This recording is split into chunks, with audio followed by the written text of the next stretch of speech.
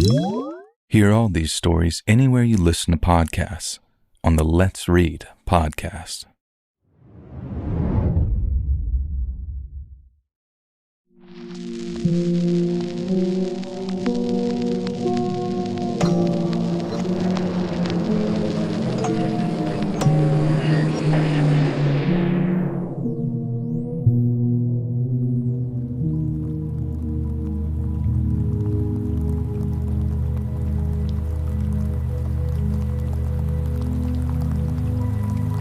We went on a camping trip to Harriman State Park.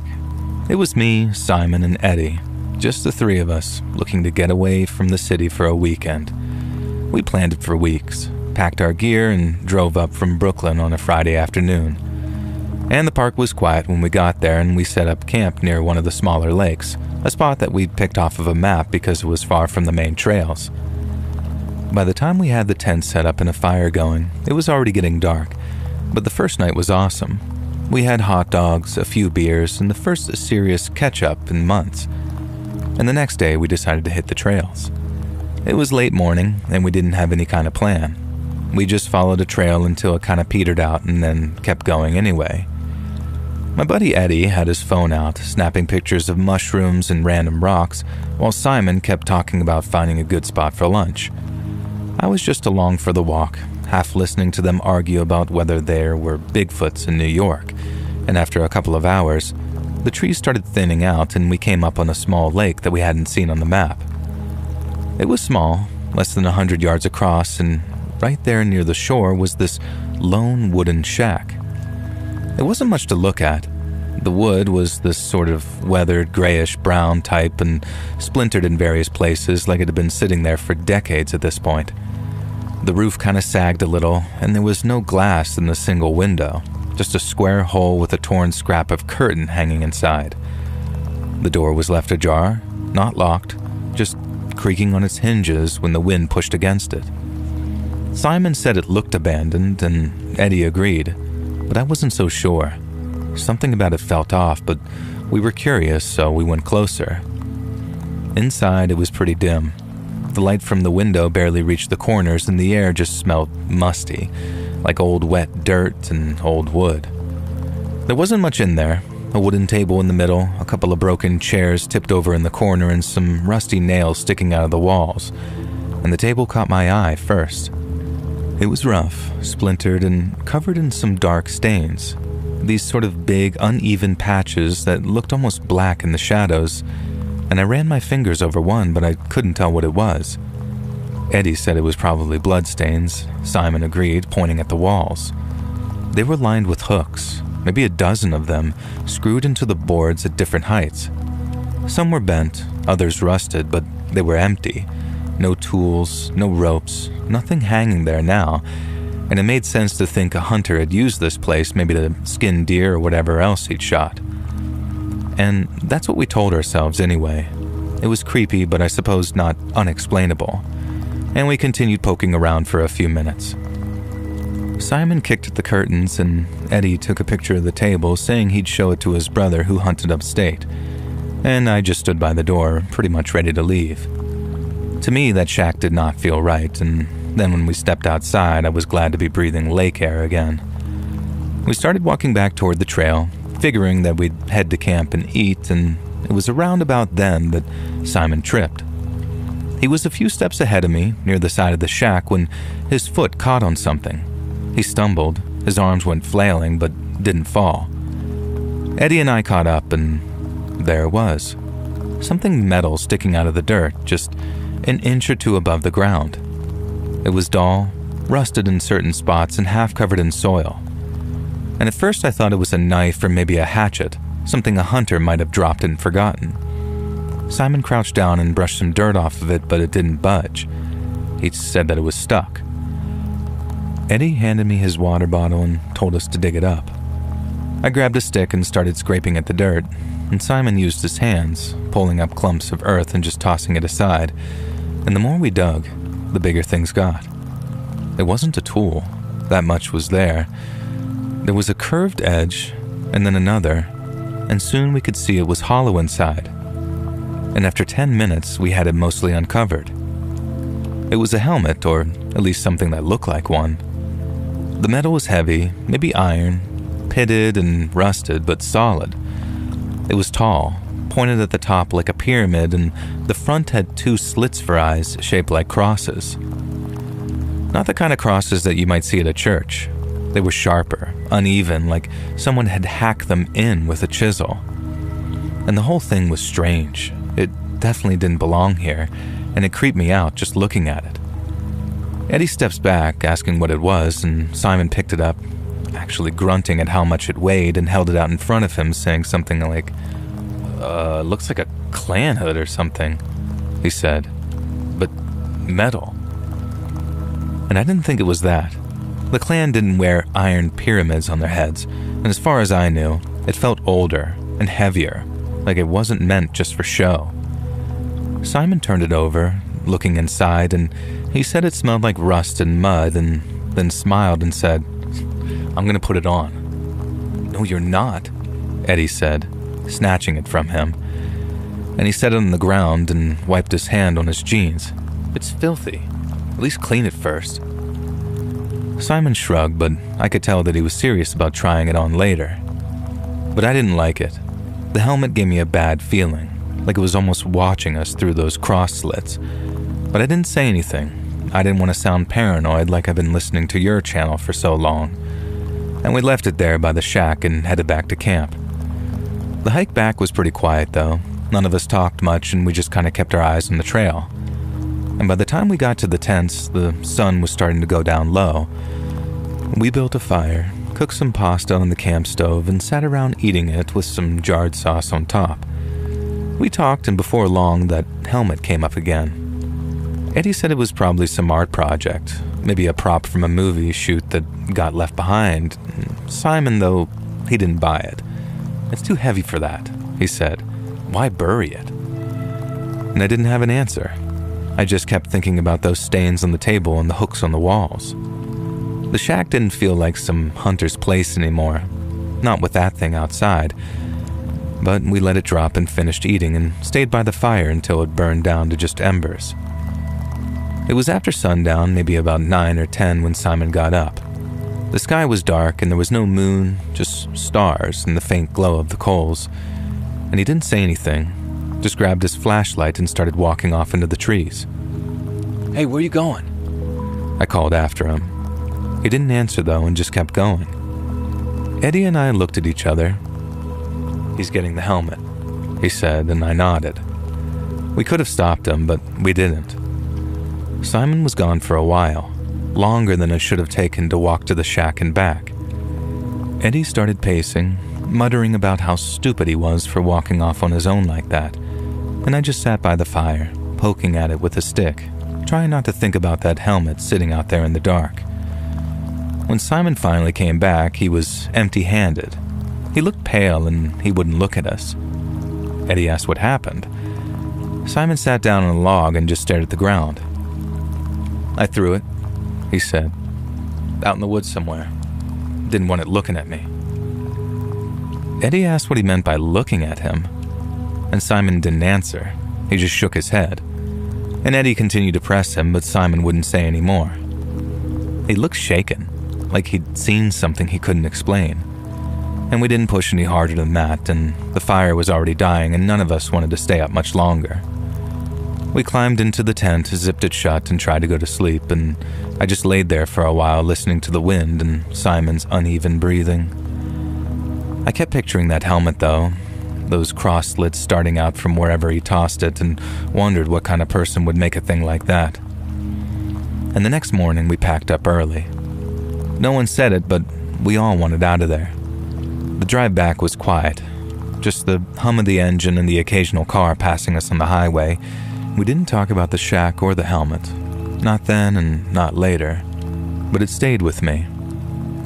Sometimes I'd catch myself wondering what it was, where it came from. I'd think about that shack and the stains and the hooks and that thing buried in the dirt. It didn't feel like some hunter's tool or some lost prop. It felt like something darker, something that none of us were supposed to find. And years later, I looked up Harriman State Park online, trying to see if anyone else had come across that shack. I didn't find much, just trail maps and reviews from hikers. Nothing about a lake with a shack or a buried helmet. Maybe we'd wandered further off the path than we'd thought, and maybe it's still out there, rustling in the woods where Simon tossed it. I don't know. I haven't been back and I really don't plan to. And whatever it was, I'm glad we left it behind, but sometimes, late at night, I still see those cross slits in my head, and I wondered if we walked away from something worse than we'll ever understand.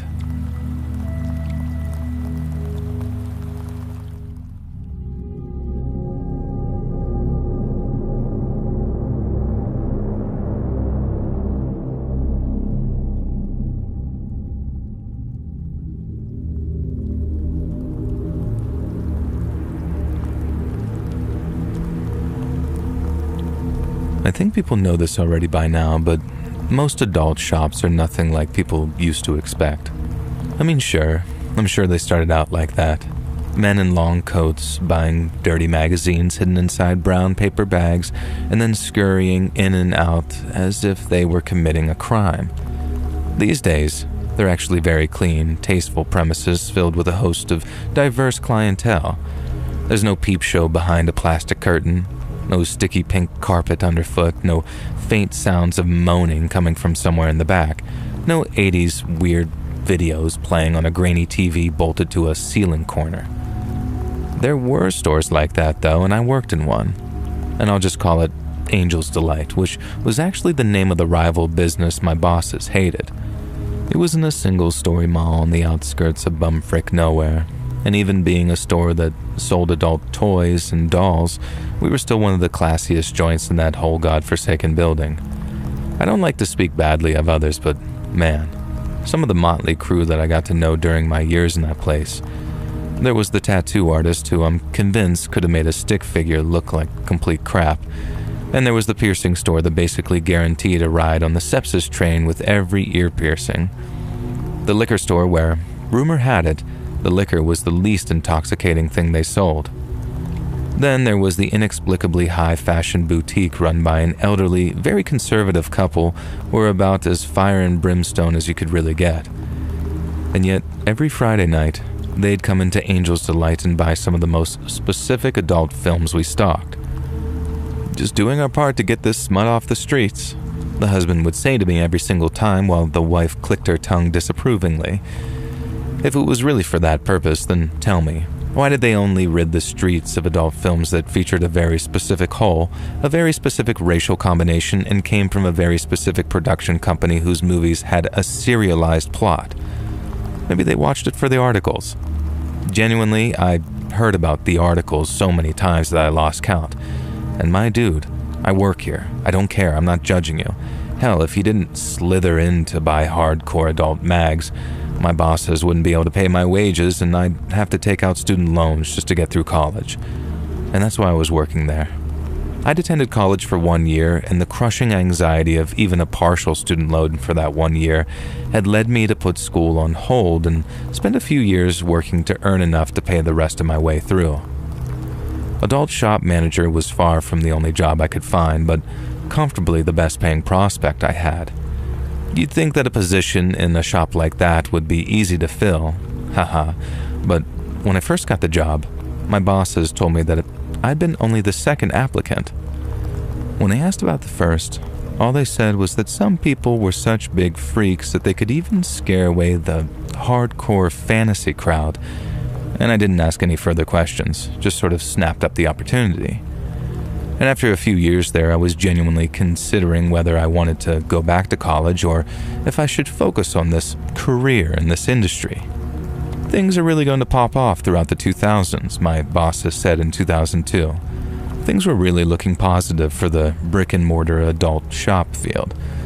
And yeah, I'm glad I decided to go back to college the following year, and the event I'm going to tell you about played a big role in sending me running back to academia.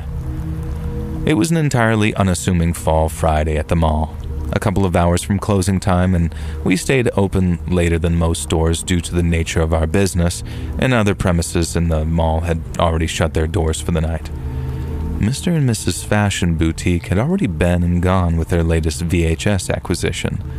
The day was winding down nicely, And like I said, most of our customers kind of snuck quietly into the store. Not this guy.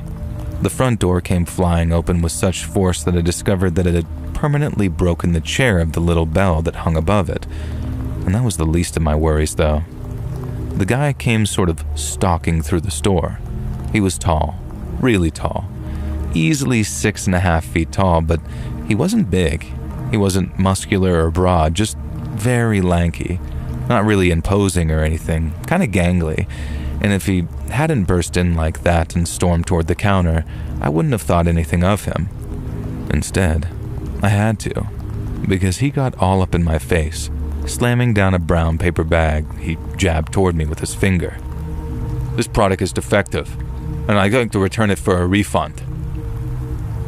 I rolled my eyes visibly and gestured to the huge no return sign on the wall over my shoulder. "You can return this," he insisted. I knew better than to reach into any brown paper bag purchased from Angel's Delight. The bosses told me how some frat bros would try to return their used adult toys as a prank, and to this day I don't know if this was a joke or an urban legend or what, and it's never happened to me, but I'd be damned if I was going to risk touching anything that had been in anyone else. What's the item?" I asked. "Can you remove it from the bag?" The guy sighed theatrically and took the product out of the bag. I didn't recognize it immediately, but he flipped the box over and I saw that it was an inflatable rubber mask. Kind of like a GIMP mask, but made of stretchy latex rubber. A hose ran from the mouth hole to a pump and the mask could be inflated while being worn. I had no idea when this item had been purchased. We'd had one in stock ever since I'd worked there, and at some point in the last few months it had been sold when someone else was on shift. I knew it had to be over a week ago because I noticed it was gone from the wall by then. "What's wrong with it?" I asked. The guy fumbled with the box, not out of embarrassment, I don't think, but anger. He pulled the rubber mask out, the hose flapping against the counter, and he held it up. "It's torn. Look," he said, and there was a tear at the neck, as if the material had sort of corroded. Hell, maybe that's exactly what had happened. I know rubber and latex expire after a while, and the mask could have been ancient, just sitting on the wall since the store opened in the 80s. Might be entirely not this guy's fault, and his GIMP mask had unfortunately been defective. No returns absolutely meant no returns, though, even in a case like this, and the only way my bosses would have allowed me to refund a customer would have been out of my own pocket. And if you agree to no returns ever, then that means no returns ever. Why should I have to give this guy $20 plus sales tax out of my own hard-earned money? That's a shame," I said. "I guess you should have been more careful when you were putting it on." And I know I was being a jerk, but I didn't like this guy getting all up in my face. And oh boy, did I pay for it. I barely had time to react when Tall Man reached over the counter, grabbed me by the back of the head, and slammed my cheek against the desk. I could feel the pump of the goddamn GIMP mask pressing into my temple. Tall Man leaned down to my ear, and he didn't whisper when he spoke, and I'm afraid that I'll have to paraphrase here. The years haven't been kind to my memory, so I don't have a perfect recollection of exactly what he said, but I think you'll get the gist. "Listen here, you smut-peddling, smug dipstick. I know it says no returns, but you sold me a defective item. Would you expect to pay someone else's mistakes? No. Then why should I be expected to pay for yours?"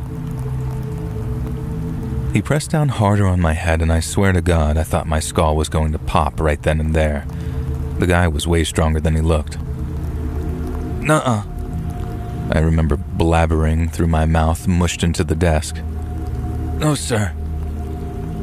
So I want to return this item for a refund," he said, and he held me there for a second, and I wondered what the holdup was. Then I felt the cold metal press against my head. "I want a refund," he said. Then the metallic touch left me, and after a few seconds he let go. When I straightened up and could see properly, I didn't see a gun on him. and like most people in October, he was wearing a long coat, and to this day, I can't say for sure that this angry adult shop customer had held a goddamn gun to my head over a $20 inflatable GIMP mask. I'm not sure. But what I can say for sure is that he got his money back. Hell, I gave him $30 because I was shaking too much to count out the right amount. And then it was like his whole demeanor changed. He brightened, smiled, thanked me, and then left the store. And he even took that mask in the bag with him. And so I couldn't even prove to my bosses that any of it had really happened. Not that I would have called the cops anyways. Not in that mall. Not when I was working at that store. It wasn't the really kind of place where you even bothered with the cops.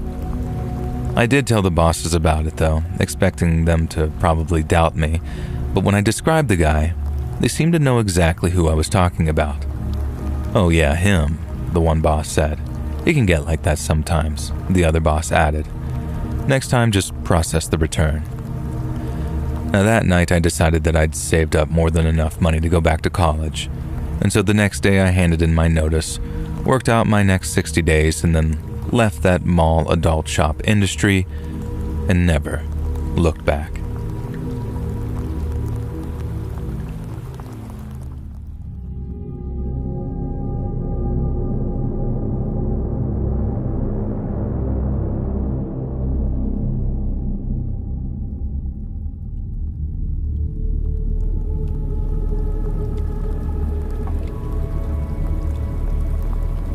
It was the summer of 1979 when the idea of going on a camping trip first came up in conversation. Mark, a close friend of mine since high school, had been griping about his job for weeks. He'd been working some soul-crushing desk gig at an insurance company, and our mutual friend Joey and I weren't much better off either. I was bouncing between temp jobs and Joey was stuck in a warehouse moving boxes for minimum wage. We wanted to get away from things so bad. Anything to break up the monotony of either working or hanging out, but we didn't have the money to go jet-setting to the Bahamas, and we couldn't all get the time off for an extended road trip. And so instead, we decided to go camping. After a little discussion, we decided that the Harold Parker State Forest should be the spot. With it being just an hour's drive north of Cambridge, it was close enough to home that it made for an easy journey, but far enough and large enough to make it feel like a real escape out to the wilderness. When I say it's big, I mean it's big. It's over 3,000 acres of pine and oak and takes about 6 or 7 hours to walk across on a good day. We knew because we'd been there once before, a day trip a few years back, so we figured 3 nights in early fall would be just right before the weather turned too cold and too wet. We started planning in more detail once the date got closer, pooling our resources to keep our costs down. My old rusted blue hatchback barely passed inspection, but it'd do for the trip to the forest, while Mark managed to dig out his dad's ancient 2-man tent from his garage. It was still in decent shape despite a few patched up holes, but since it only fit 2, Joey brought along a little one-person deal that he bought cheap at an Army-Navy store. We split the rest of the gear, sleeping bags, a cooler, and some cool cooking stuff, and Joey tossed in a fishing rod and I grabbed a couple of tarps in case it rained. Mark got a hold of a map of the park, one of those foldable pamphlet things that you can still get from the park's welcome center, and then after that, we figured that we were all set. I remember the drive being a lot of fun going up. We left on a Friday afternoon. The sun was still high in the sky as we blasted going up country and Born to Be Wild on the car stereo. And then about an hour later, we rolled into the forest just as dusk started to settle. The gravel lot near the entrance only had one other car parked in it, and after putting a few bucks in an envelope at the small wooden self-service kiosk, we picked a campsite near a place called Berry Pond. It was a flat clearing, surrounded by tall trees with a fire ring already set up. The ground was blanketed in needles, and through the trees, maybe 50 yards off, the waters of the pond was shimmering in the light of that setting sun. It was beautiful, thinking back on it. We unloaded the car, hauled our stuff over to the site, and then got to work setting up camp. That first night was great. Mark got a fire going with a lighter and some crumpled up newspaper he'd brought. And then we cooked the hot dogs on a stick and heated the beans in a dented pot that I'd found in my mom's basement. The food wasn't exactly gourmet, but out there it was tasting better than I expected it to. When we were done with the dogs, we cracked the beers and then sat on a log that we dragged over to the fire. I leaned forward, just kind of staring at the flames, and felt the stress melting away from me as I thought, this is exactly what I needed. The next day, we decided to do some exploring, and so we picked a 3-mile trail that looped around the pond and up to an overlook. The path was narrow, and the woods were alive with the sounds of leaves rustling overhead and squirrels and animals darting through the underbrush. And the view from the overlook was well worth the hike, though, with the forest stretching out before us under the morning sun. And we sat there for a while, passing around a bag of trail mix and kind of dumbstruck by how beautiful everything was. It was all just so peaceful, and as much as the forest appeared wild and untamed, we felt safe. But we were wrong to feel that way. Sunday started just the same. We hiked again, a longer trail this time, and then got back to camp in the late afternoon, tired but very satisfied. Mark napped in the tent as I gathered more wood, then after eating while the sun was setting, we figured that we had to sleep early since we were so beat from the day's hike. With Joey's tent just this dark lump nearby, I zipped up our own, and then as I got into my sleeping bag, Mark was already snoring beside me. The forest went quiet, just the occasional sound of an animal, and then I drifted off to sleep. But I remember waking up cold. The air in the tent felt wrong, damp and cold. I fumbled for my flashlight, clicked it on, and saw the flap was unzipped. I sat up and shone the light around. Mark's sleeping bag was empty and his boots were gone, but his jacket was still there, wadded up in the corner of the tent. I checked my watch and it was just after 4:30 a.m., so I figured he'd gone to take a piss somewhere and would be back any second. I lay back down and waited a minute, but there was nothing but silence. Another minute went by and there was no whistling, no footsteps, nothing.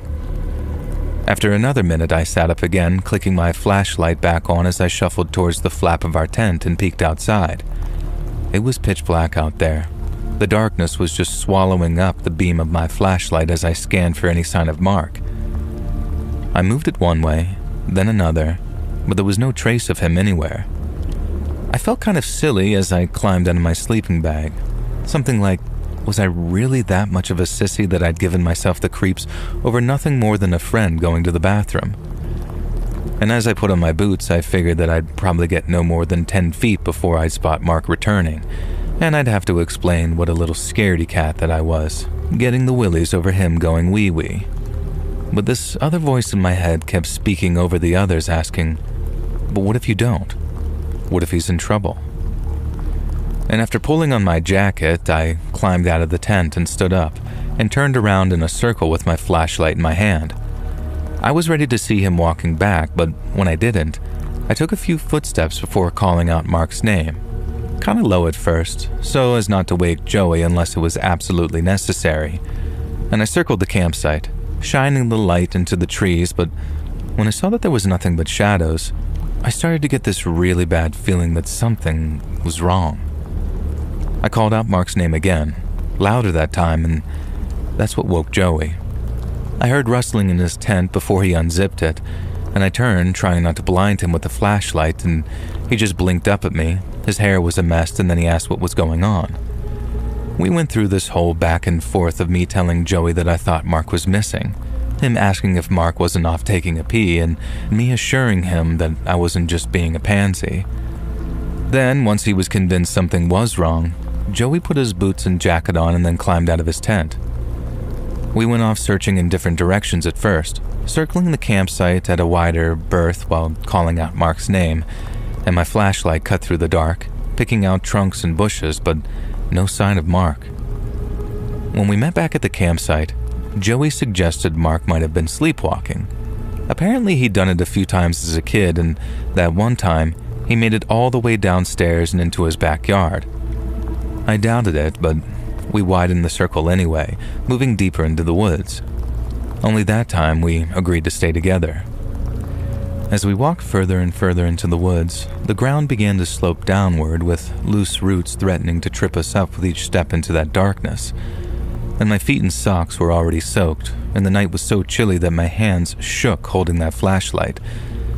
The forest felt even bigger now, denser and harder to navigate, but still we pushed on, yelling for Mark as we went. After about an hour of what felt like walking pretty much in circles, Joey suddenly stopped. He pointed his flashlight toward a bush and something gray that was snagged on it. I aimed my own light, and when I did, my heart sank. We each saw the unmistakable sight of Mark's hat, that faded blue one that he'd been wearing the whole trip, hanging from the bush's thorns. We stared at it for a second or two, not moving, and then Joey spoke up, saying it didn't make sense. We kept moving, each calling out Mark's name again. Then about 50 feet onward, we found his socks, one, then the other, tossed aside like he just peeled them off and left them there. Next, we found his jeans crumpled in the dirt, and then his t-shirt, and then his boxers, all spread out over the course of maybe 50 to 60 yards and on a very deliberate path. Each of us started trying to make sense of what we were seeing, with Joey asking if I'd seen Mark drinking any liquor or using anything stronger. We drank all that beer that we had with us on that first night, but then, as much as I didn't like seeing him drinking any, there was no guarantee Mark hadn't been sneaky with a secret fifth of bourbon or something. But even if he had gotten drunk out of his mind in secret, he wasn't the kind of guy to go streaking through the woods in the middle of the night. And that just wasn't Mark's brand of humor, I guess. We went back and forth for like that, maybe for a few seconds, carried on calling out Mark's name as loud as we could, and then I think maybe a minute or so later, we saw it. Just ahead of us, lying chest up on the ground, was the lifeless, decapitated body of a young man. Blood soaked the ground around it, having poured from the stump above his shoulders. The cut looked clean and straight, too, and the rest of the body looked untouched. No marks, no wounds, just pale, unblemished skin, bright white in the beams of our flashlight. And I think I kind of just shut down for a second or two. I couldn't move. I couldn't speak. And it's weird to think about all these years later, but there was a moment where I thought to myself, is this even reality? I didn't think it was a dream, or that I might be hallucinating or anything like that. It just looked fake to me. I guess my brain refused to accept what I was seeing for a second and had me thinking it was some kind of movie prop. The way the bright white skin had this almost bluish tone to it, or the way all the blood had sort of congealed around the neck wound and made it look like plastic. I'd never seen a dead body before, so I guess I had no idea what to expect. But for the life of me, I didn't expect to see all of that. I guess Joey had a similar kind of reaction. He didn't think it was Mark, or at least he didn't want to think that it was Mark. And I'll never forget the deep feeling of hurt that I felt when, instead of accepting it, Joey carried on calling out his name. Joey yelled louder and more frantic, over and over, pacing around that body but never looking at it. He kept saying it wasn't him, that it couldn't be. His voice kept cracking as he spoke. And I just stayed frozen. The flashlight, I remember, trembling in my hands as it slowly just sort of sank in for me. That was Mark. The height, the build, no tattoos or scars. It had to be him. And besides, all his clothes were lining the forest just a few yards away from us. My throat closed up as I tried to get the words out, and in the end I had to force them out, saying, "Joey, it's him. It's Mark." He shook his head, saying no over and over. He still wouldn't look at the body. He just paced back and forth, hands on his head as the tears welled up in his eyes, and I said it again louder and angrier, my voice trembling, and he stopped yelling and then started just sobbing into his hands. My legs felt weak, but I couldn't sit. I did the only thing I could think of, which was walk over to Joey and try to console him. Once Joey's cries had quieted to just gasping, I held him while saying, "We gotta do something, man. I know it's messed up, but we gotta do something." Once he kinda calmed down enough to understand, we made our way back to camp as quickly as possible, even running at some points where the ground allowed us to. I don't know why we did that, looking back on it. Maybe it was just to feel like we were helping in some way, but by then, time wasn't an issue anymore. Our friend Mark was gone, and he was never coming back, no matter how fast we ran. Once we were back in my car, we took off along that road until we reached Middleton, and then after turning left towards Ranger HQ, there it was ahead of us. There were only 2 rangers manning the place since it was still before 6 a.m., but after we stumbled in, panicked, grief-stricken, they gave us some cups of coffee and let us tell our story. Joey did most of the talking and his voice was an absolute mess, but I did my best to help him out whenever he stumbled over his words. They asked us questions we could hardly answer, and we gave up trying to explain and just begged to let us show them. The sun was coming up by the time we got back to our campsite, and everything looked just as it was when we left. And from there, we walked the accompanying ranger out to Mark's body, and when he saw it, all he could do was tighten his jaw. He then turned to us, narrowing his eyes, and asked what happened. I said we didn't know, and that we just found him like that. Joey nodded, and at that point his voice had gone hoarse.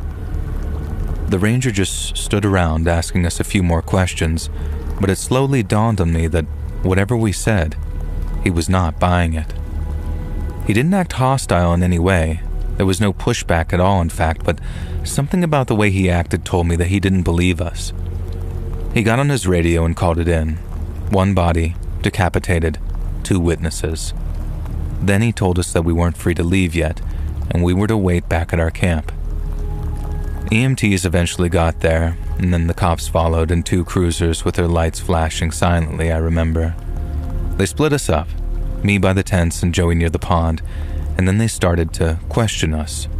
Where were we when it happened? What did we hear? Did Mark have any enemies that knew about this trip? Their questions came on thick and fast, but there was no sympathy or comfort issued. They thought we did it, and I could see it in how they treated us.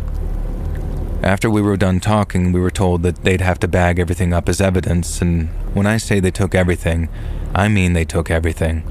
Our clothes, our gear, the cooler, both tents, all 3 sleeping bags, and the little knives that we'd use for cooking. We didn't object to any of it, and we knew that we'd done nothing wrong, and we just wanted to go home. Once the 2 cops had finished questioning me and Joey, they talked amongst themselves for a while and then told us that we better head to the station with them. We weren't under arrest, they just wanted to question us someplace that they could properly record it. Again, we hadn't done anything wrong, so we didn't object, and they drove us to the precinct before putting us in separate rooms. And those interrogation rooms were small and gray, with a metal table and a 1-way mirror. A detective sat across from me with a notepad out asking the same things the 2 uniformed cops did over and over, just in different variations. I told him everything that happened that night, from me waking up to seeing the flap was open, then the search, the clothes, and the body. When I finished, the detective leaned in and then asked if Mark and I had fought, or if I'd been jealous or angry with him for any reason. I said no, and it was a forceful one too. Me and Mark were friends, best friends. The detective didn't blink. He just wrote it down and then started off on the same old line of questioning. Where were we when it happened? What did we hear? And did Mark have any enemies that knew about our trip? A few hours later, they let both me and Joey go. He got pretty much the same hotbox treatment as I did, and by then, he'd also realized that the eye of suspicion was firmly upon us. We were scared, really scared, and each of us imagined some botched trial that'd see both of us wrongly convicted of first-degree murder. But even when faced with such a terrifying prospect, our fears were still dwarfed by the horror of what, in God's name, happened to our friend Mark. It still doesn't make any sense to me, even all these years later. If we'd come across him lying there, dead from a single gunshot or stabbed to death, but fully clothed, that would have been bad enough. But then, how'd he end up taking his clothes off like that? And who took his head? About a week after we were questioned, forensics came back clean. It was good news, but neither me nor Joey ever felt like celebrating it. There was still the matter of Mark's death, and more importantly, who the hell killed him. But after many, many months of obsessively investigating, the case eventually turned cold. The cops had no weapon, no motive, and there was another thing that stayed missing: Mark's head. Cops and rangers searched the area around the scene for days, hoping it'd turn up someplace, but it didn't. Whoever killed him had taken it with them. It all feels like a lifetime ago.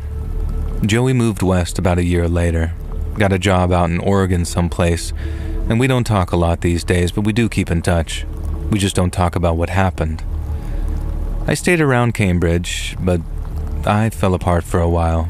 I couldn't hold down a job, even stuff like stocking shelves or driving delivery. I just blank out mid-shift, see Mark's body again and the blood soaking in the dirt, and then I just disappear from whatever I was doing and drink. Days were bad, but the nights were worse. On the off chance that I was sober when I fell asleep, I'd inevitably see Mark walking away from me through the woods, stripping as he went. I'd run after him, calling out his name, but he was never able to hear me. Then when he did finally turn around, he was headless. I'd wake up in a cold sweat with my heart pounding, wondering why I wasn't still back in that tent. Friends eventually drifted off, and my girlfriend too. She stuck around a year and then bailed when I couldn't open up about what had happened and my drinking problem.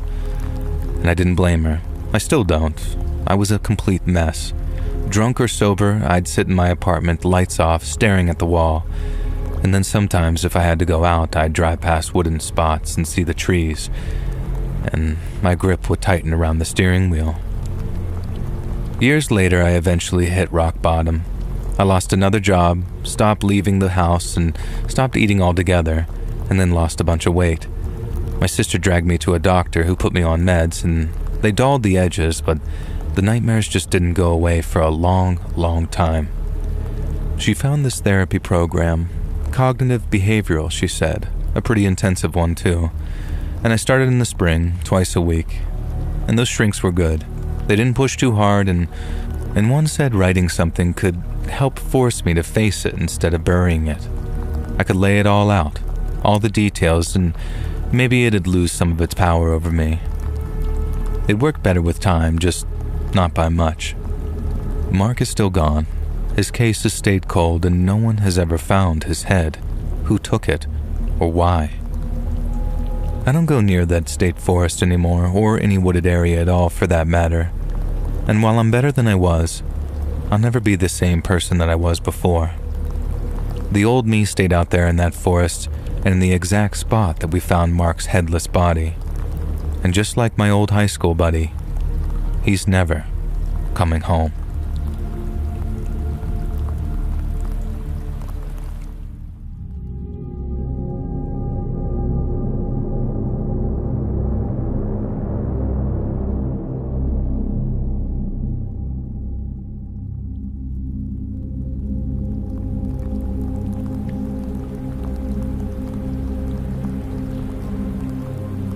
I'll get this out of the way up front.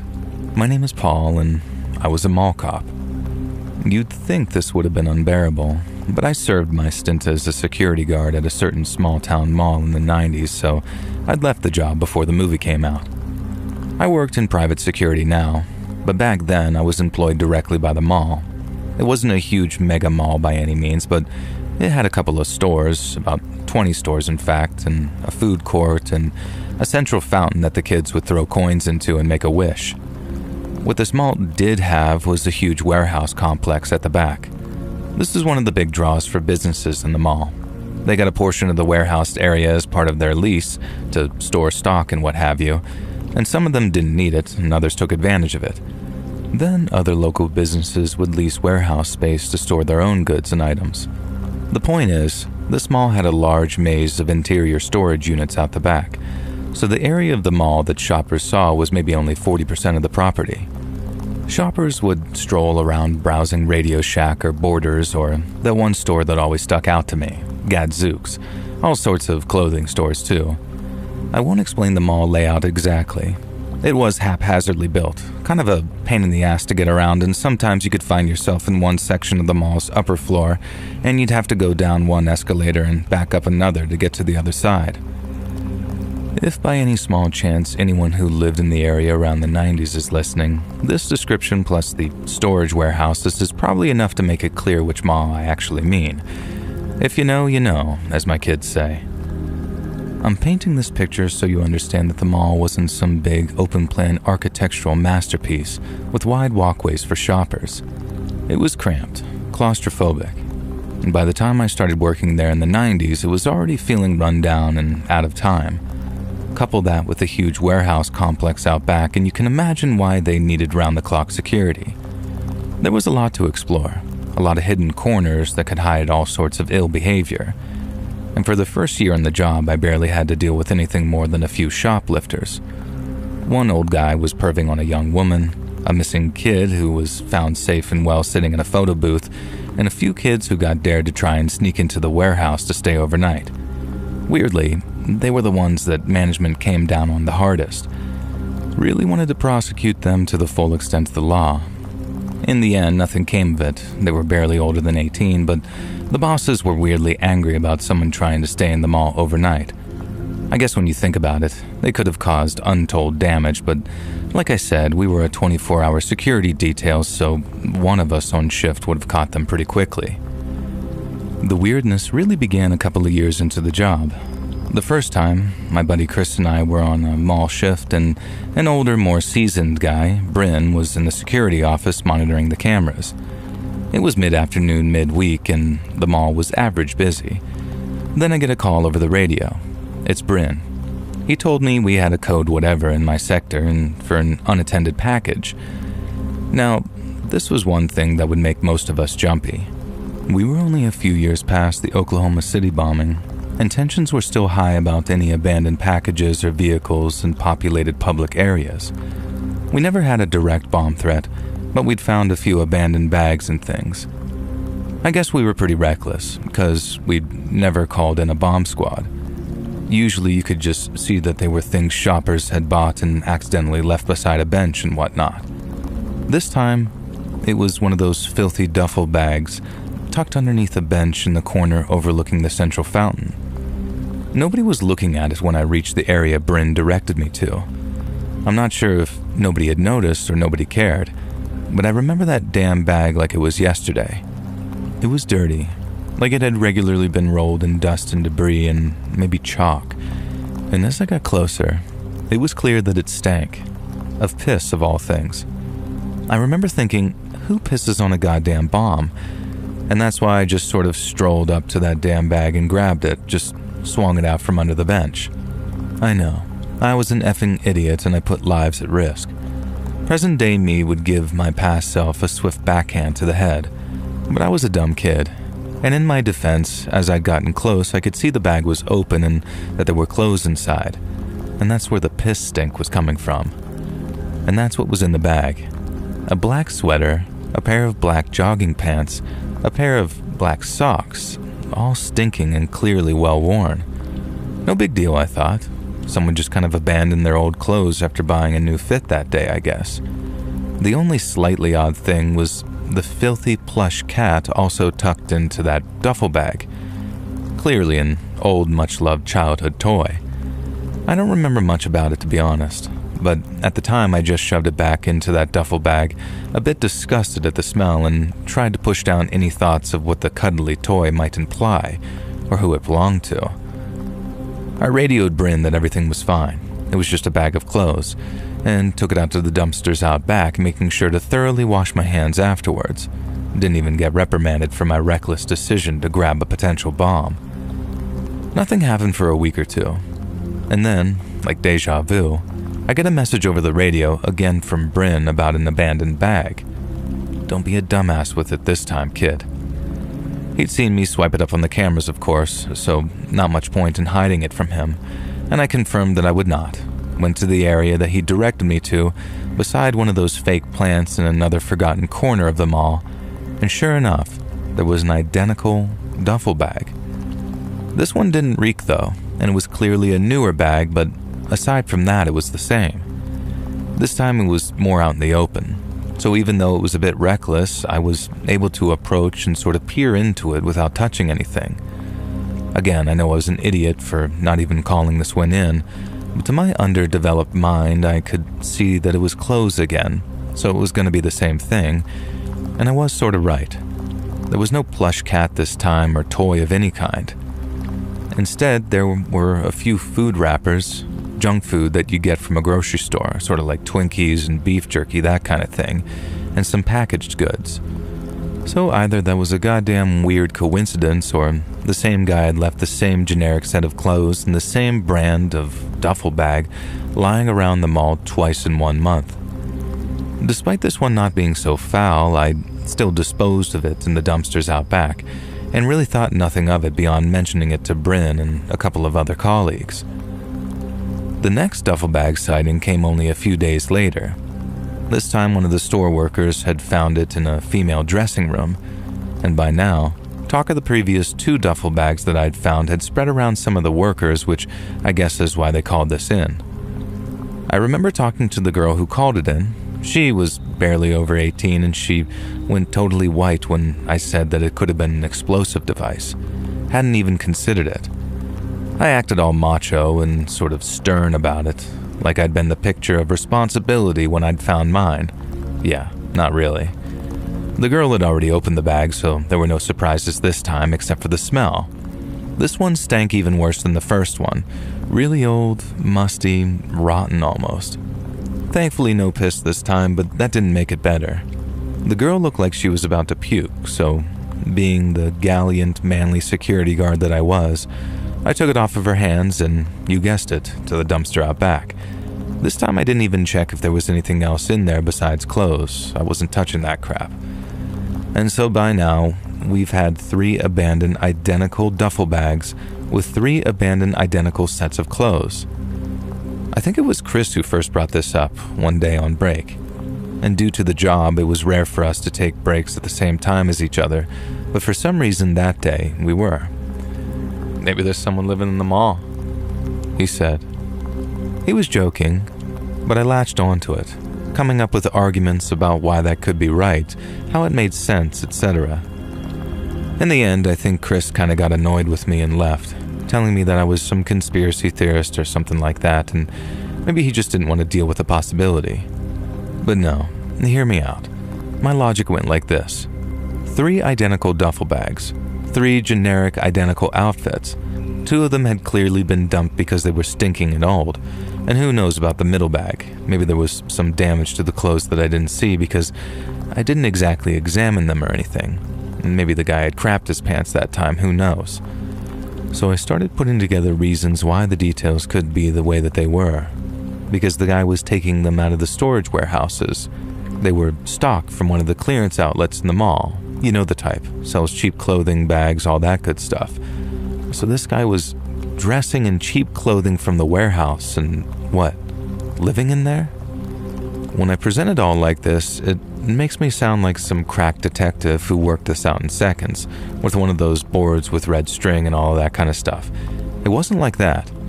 It took a few weeks for me to put all these pieces together. It's something I thought about absently from time to time, and during this period, a 4th duffel bag had been found in one of the men's public restrooms on the first floor.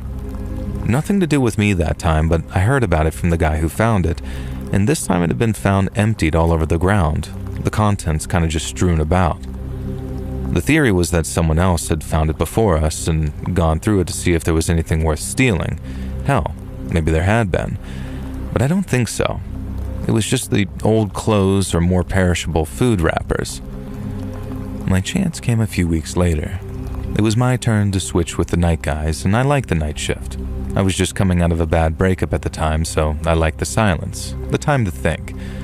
I've always been that kind of person when there's badness afoot. I like to be by myself, kind of lost in my own head, and And I have a couple of creepy hiking experiences because of this that I might send in one day, who knows. And so I was glad that I had the night shift because I needed the space for my head, but I also am glad because it gave me an excuse to poke around the warehouse unimpeded.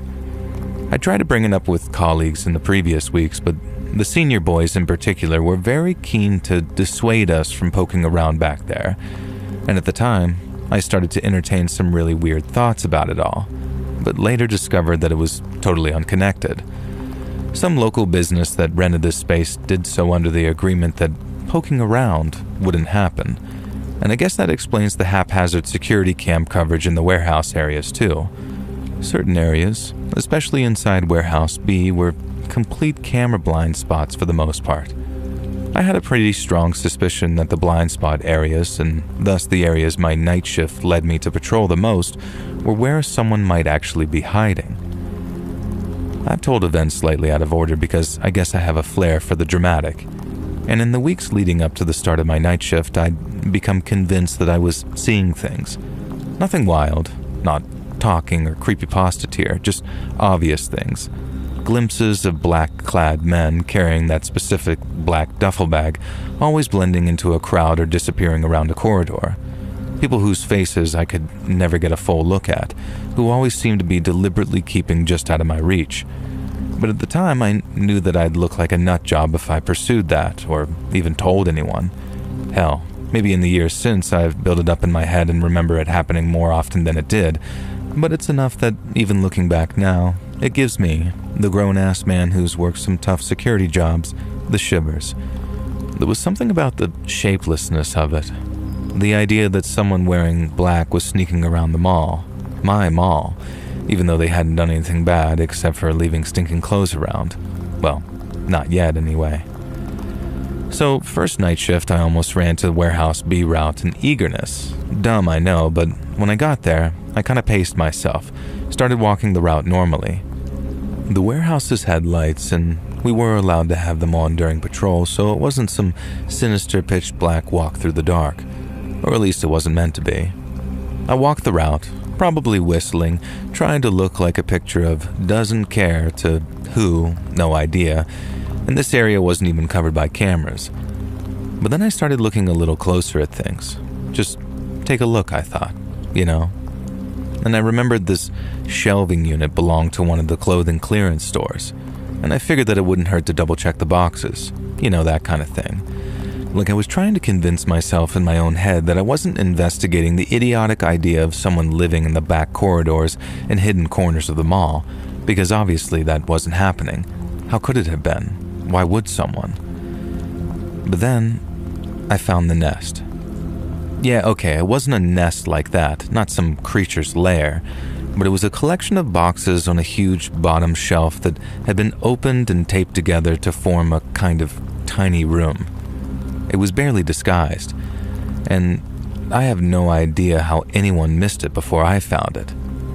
To this day, there's a tiny part of me that suspects that he wanted to be found, and specifically by me, because I had been the one to find his first duffel bag.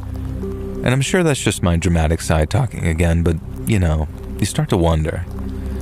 As mall security, we had these extendable baton things, and I never had a cause to use mine for violence, and I hope that night wouldn't change that. But I had been waiting for an excuse to extend it with a whooshing wrist flick motion in the line of duty, which I did at that moment, or at least tried to. Of course, that's the time that it didn't work properly and the baton got stuck and I had to extend it by hand, and I'd shown that move off to buddies God knows how many times, and the one time I finally got to use it, I fumbled it. So I approached this obvious nest of boxes. Of course, I didn't know what was inside at this point, just that it was a bunch of boxes taped together, and I could see an opening in a space beyond. "Hey, anyone in there?" I called out. "Mall security.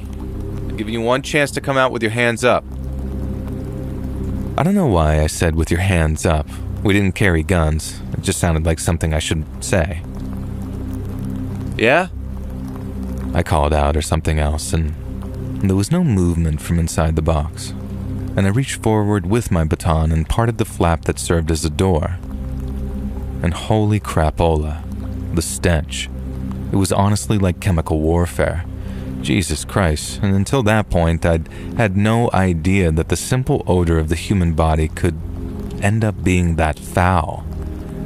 It wasn't soil from a human or anything like that. It was purely the stench of human existence. No wonder this guy, and it obviously was this guy, kept disposing of his bags of clothes. There was a bundle of generic brand sleeping bags in the nest, one clearly slept in and the others used for padding. I mean, the guy had access to all of this backlog stock, so why not? There were also 2 or 3 of the black duffel bags in there, still in cellophane wrapping, and a stack of the generic black clothes that I'd been finding. I backed up a little bit and assessed my surroundings, trying to place which store this particular area of storage belonged to. And then things clicked into place. This shelving area had belonged to the budget clothing store that had gone out of business last year. I guess for whatever reason they shut down suddenly and left their stock behind. And eventually someone would have come to clear it out. I had no idea what happened in a case like that, though. I wasn't a retail worker. I do remember that around then it was unusual, but not unheard of, for a store to suddenly shut down. And clearance generic brand clothing sold cheap. You don't have to be a genius to connect that kind of store with sweatshops. So who knew what possible reasons could have led to a shutdown and abandonment of stock? Now, leaning back in, covering my nose, I tentatively peered into the den that my squatter had been inhabiting. Nothing else really identifying or interesting, and I figured that we'd have to call the cops to report an intruder, and they could go through this little living area and the warehouse overall and search for any identification or evidence of wrongdoing besides breaking and entering. I was a security guard, not a detective, and it wasn't my job to investigate the crime, just to stop it from happening. It felt like an anticlimax, but I was relieved to finally have the matter taken out of my hands. As I backed away from the den and straightened up, I realized 2 things at once. 1, the den was empty, which meant the guy was gone. And 2, the den was empty, which meant the guy could be anywhere. And I fumbled for my radio, dropped the freaking thing because of course I wasn't acting like the manly hero I'd always pictured in those scenarios. Then, when I was sure the brick of a unit wasn't broken, I radioed through to the security office. One of my favorite colleagues was on that night, and she was a motherly figure who brought in home-baked goods, and we all affectionately called her Mom. I can't even remember her real name, to be honest with you, and how she ended up in mall security was something I'll never figure out, but of all the senior guards who could be working the cameras on any night, having Mom there was a particular reassurance. I realize now how weird it must have sounded to be overheard saying, "Mom, I think there's a guy down here," into the radio. But it was the squatter guy who would have heard me, so screw him. Naturally, she radioed back asking me to confirm just what in the blue blazing hell I was talking about and whether I was okay. I didn't even have time to reply when, and I swear to Jesus Christ Almighty above, the lights for the entire warehouse B building went out. Boom. Total pitch black darkness. And this wasn't something that often happened. There was no fancy timer, no famous generator problems. If the lights went out, it was because someone hit the switches. My mind didn't run through the usual "I'm being pranked" nonsense. The nest, the duffel bags, they were not a prank. Nobody I worked with had the imagination or the motivation to pull off something so elaborate. Just wasn't a thing. So the only explanation I even entertained was that the guy who had been living in the mall was still in the warehouse and had just shut off the lights. Thankfully, we carried flashlights on the night shift, and I tried to get mine off of my belt just as, and I swear to God, I heard footsteps pounding across the warehouse floor. Running footsteps coming directly at me, fast. The light switches weren't far from where I was. I got my flashlight up just in time to see someone wearing black, a scrawny figure charging straight at me. He barrels into me at just the wrong moment, catching me perfectly off guard so that I fell right backward, slamming against a shelf. I heard him mutter something, saw him stumble in the waving beam of my flashlight, and then just take off down the aisle. God damn it. What should I even do, I thought. I wasn't paid nearly enough to get murdered on the job. but my pride had been hurt, and my shoulder. So, I got up and ran after him as I radioed to Mom, panting out what details I could, getting frustrated as she kept asking me to repeat things. The guy seemed like he was darting down corridors in the dark, and I was barely keeping up with him using just my flashlight. In the end, I just yelled for Mom to call the cops to the warehouses, now, and drop the radio so I could run faster.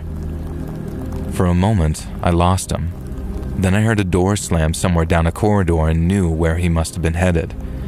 There was a small complex of rooms between warehouses A and B, just a break room, a bathroom, etc., and I started jogging down there. And for all I knew, he was waiting on the other side of the door with a machete or a gun or even a fire extinguisher, and I probably didn't take nearly enough care as I burst in. The lights were still on in there, causing me to kind of wince and reel back, and thankfully, no weaponized squatter was there waiting for me. Just an open door leading into the bathroom. I went through the open door. The bathrooms in that area were 2 individual rooms, men's and women's, with 1 toilet, 1 sink, etc. in each. These weren't public bathrooms, just for people who had reason to be in the warehouse zone. The women's bathroom was open and I could see a ceiling vent covering lying on the ground like it had been pulled off and tossed aside. I stepped in and shone my flashlight up into that hole, and I thought I could hear the faint sound of someone crawling away through those vents, but maybe that was just my imagination. I was so fixated on the vent that it took me a moment to notice the writing in the mirror. Now, I can't say for sure that it was from this guy. It could have just been graffiti left by literally anyone at any time, but like I said, these were worker bathrooms, the female bathroom as well.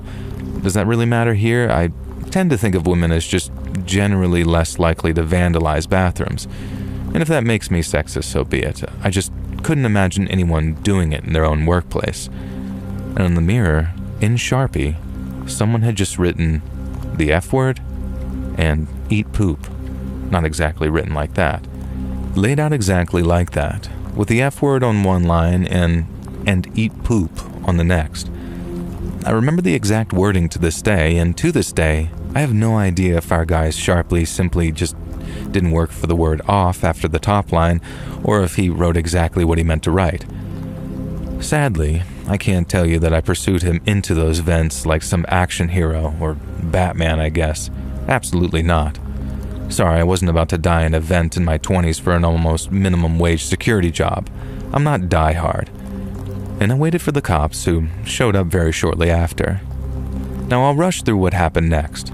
Basically, the cops investigated, and we had, indeed, had a squatter living in the mall. He hadn't limited himself to his den in that warehouse either. The cops, management, and us guards found at least 4 other areas around the mall, and only one of them was in the warehouse. The others, well, we'll just say that he got around the whole complex. It was an old maze-like building, as I said earlier. Not all that hard to get lost in the corridors and maintenance closets and the vents and the gaps between stores. In every little nest that he had, we found duffel bags in the same black outfits. We never found any boots, though. He'd been wearing heavy boots when he charged me, and I remember those thundering footsteps. I guess his boots meant something to him, so he never changed them. But the clothes, yeah, just these basic black garments. And trash, loads of food wrappers from stuff that he'd stolen from the warehouse and eaten. Nothing really nutritional, and he must have been in terrible health by the time I chased him off. And we really found nothing else. No sort of manifesto, no sinister plans, no other writing, no ID, no personal belongings. But I always remember how in that first duffel bag, there was that one dirty plush cat. And had I thrown that guy's one beloved possession into the dumpster out back? And is that why he told me to F off and eat crap? And that phrase became a running joke around the security guards for a while, until, like all things, it eventually fizzled out.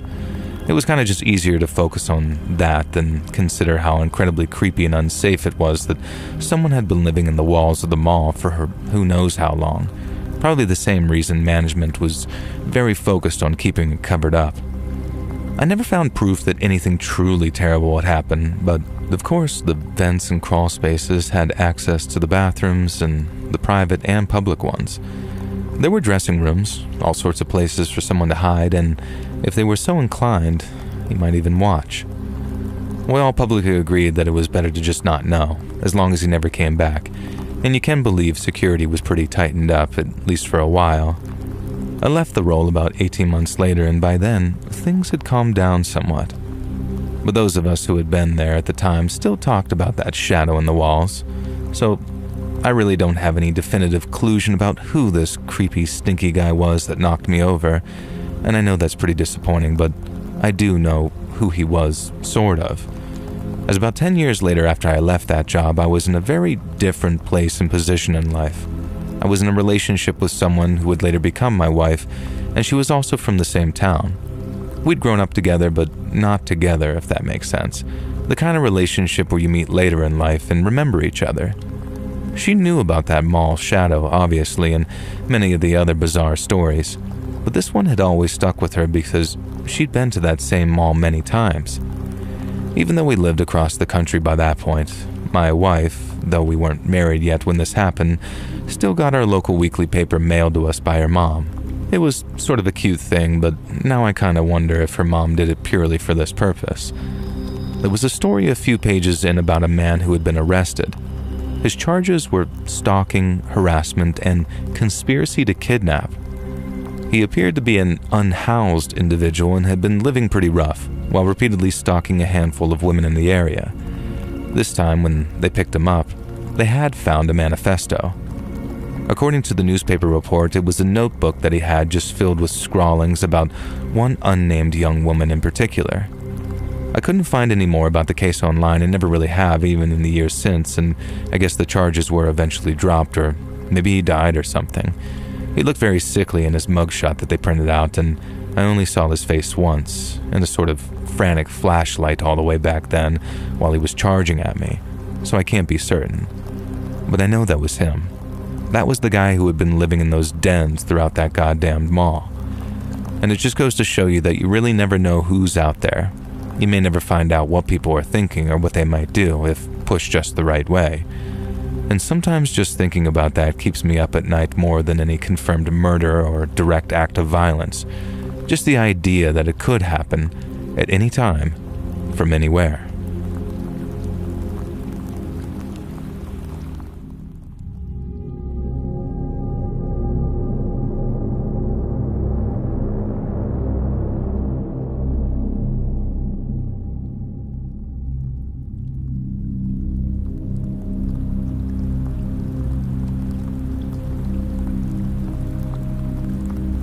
I'd always been drawn to the outdoors, and my buddy Chris was the same. We'd been friends since we were kids, back when we'd skip class to mess around in the ravines near our neighborhood in Toronto, and over the years, that turned into a ritual. Every summer, we'd pick a spot, pack pretty light, and head out for a weekend of camping. Then, as time went by, we found that we had to raise the stakes to get that same old buzz. We coined the term hardcore camping, which I'm pretty sure is a case of parallel thinking rather than just us being original. But it basically involved no tents or stoves, just ponchos, ground sheets, and whatever we could carry on our backs.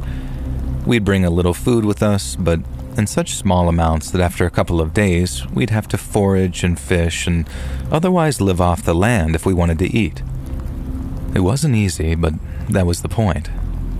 Then the year that we were both 24, we chose Algonquin Provincial Park, a massive chunk of forest and lakes up in Ontario, for 7 days of wilderness living. And we started out strong. The first day we hiked 12 miles from the trailhead, cutting through thickets of pine and birch, and the air was cool, the sky was patchy with clouds, and after our day's hike, we set up camp near a shallow creek. I rigged my poncho over a low branch while Chris gathered sticks for a fire, and then we ate some jerky, boiled some water from the creek, and let the flames of our campfire die down as the stars started to come out. It was quiet, just the rustling of leaves and the occasional hoot of an owl. But that was kind of how we liked it. No noise, no people, just us and the wild. Day 2 was a little tougher. The terrain got harder, all rocks and roots, and we had to climb a steep ridge to keep heading north. My calves were burning by midday, and the much taller Chris kept outpacing me as his long strides ate up the ground in front of him. And that night, we slept on a flat stretch of moss, and the ground was very cold. And I woke up once to the sound of a twig snapping, my hand fumbling for the knife that I kept at my side, but apparently it was just a deer moving through the dark. Now, by day 3, we were nicely warmed up, and we fell into a steady rhythm. Our packs were lighter now, our food supplies were dwindling, but we were used to it, and hunger was always the best motivator to me. That afternoon, Chris caught a small trout in a stream with a line that he'd made out of something in a hook, and we cooked it over a fire, splitting that flaky meat with our own hands and drinking water that came from the fast-moving streams, and it was better than any bottled mineral water on the market at the time. We checked the map every now and then, but mostly we moved pretty much on instinct, letting the forest guide us to potential campsites. Algonquin was huge, thousands of square miles, and we were deep in the middle of it, far from any roads or ranger stations. But that's exactly why we were there, you know. No safety net, just us and the great green beyond. The 4th day started just like the others. Chris was already awake and rolling up his ground sheet as I climbed out of my tent. Then we ate the last of our granola, shouldered our packs, and started up north again. The forest was dense, and we didn't talk much. We just fell into step, with our feet being pretty much the only sound we could hear. Now, around noon, we stopped at a narrow stream to refill our canteens. I knelt by the water, splashing some on my face, when Chris tapped my shoulder. "You see that?" he asked, pointing off into the distance. And I followed his eyes, and there it was. At first I couldn't see what he was pointing at, but then I saw it too. A shape, with too many straight lines to be natural. We grabbed our packs and moved closer, pushing through the underbrush. The trees started to part, and there it was. A building, or more specifically, a church. The walls were old wood, gray and cracked like they'd been standing for 100 years or more. The roof was steep, covered in moss and fallen needles, with a rusted cross perched at the top. Another cross hung from the front door, which was boarded up and chained shut with a heavy padlock. There was no steeple, no windows, just this worn, weathered box, half swallowed by the forest. I remember turning to Chris, saying something like, "What the hell?" And he didn't answer. He just pulled out the map, spread it out on the ground, and began tracing our route with a single finger. And there was nothing where the church should have been. No marks, no symbols, no hint of anything man-made for miles in any direction. I remember saying how strange it was, seeing a church with no paths or roads leading to it, and far from any residential areas too. Chris folded the map up. His eyes were now fixed on the building, and he said something like, "Let's check it out."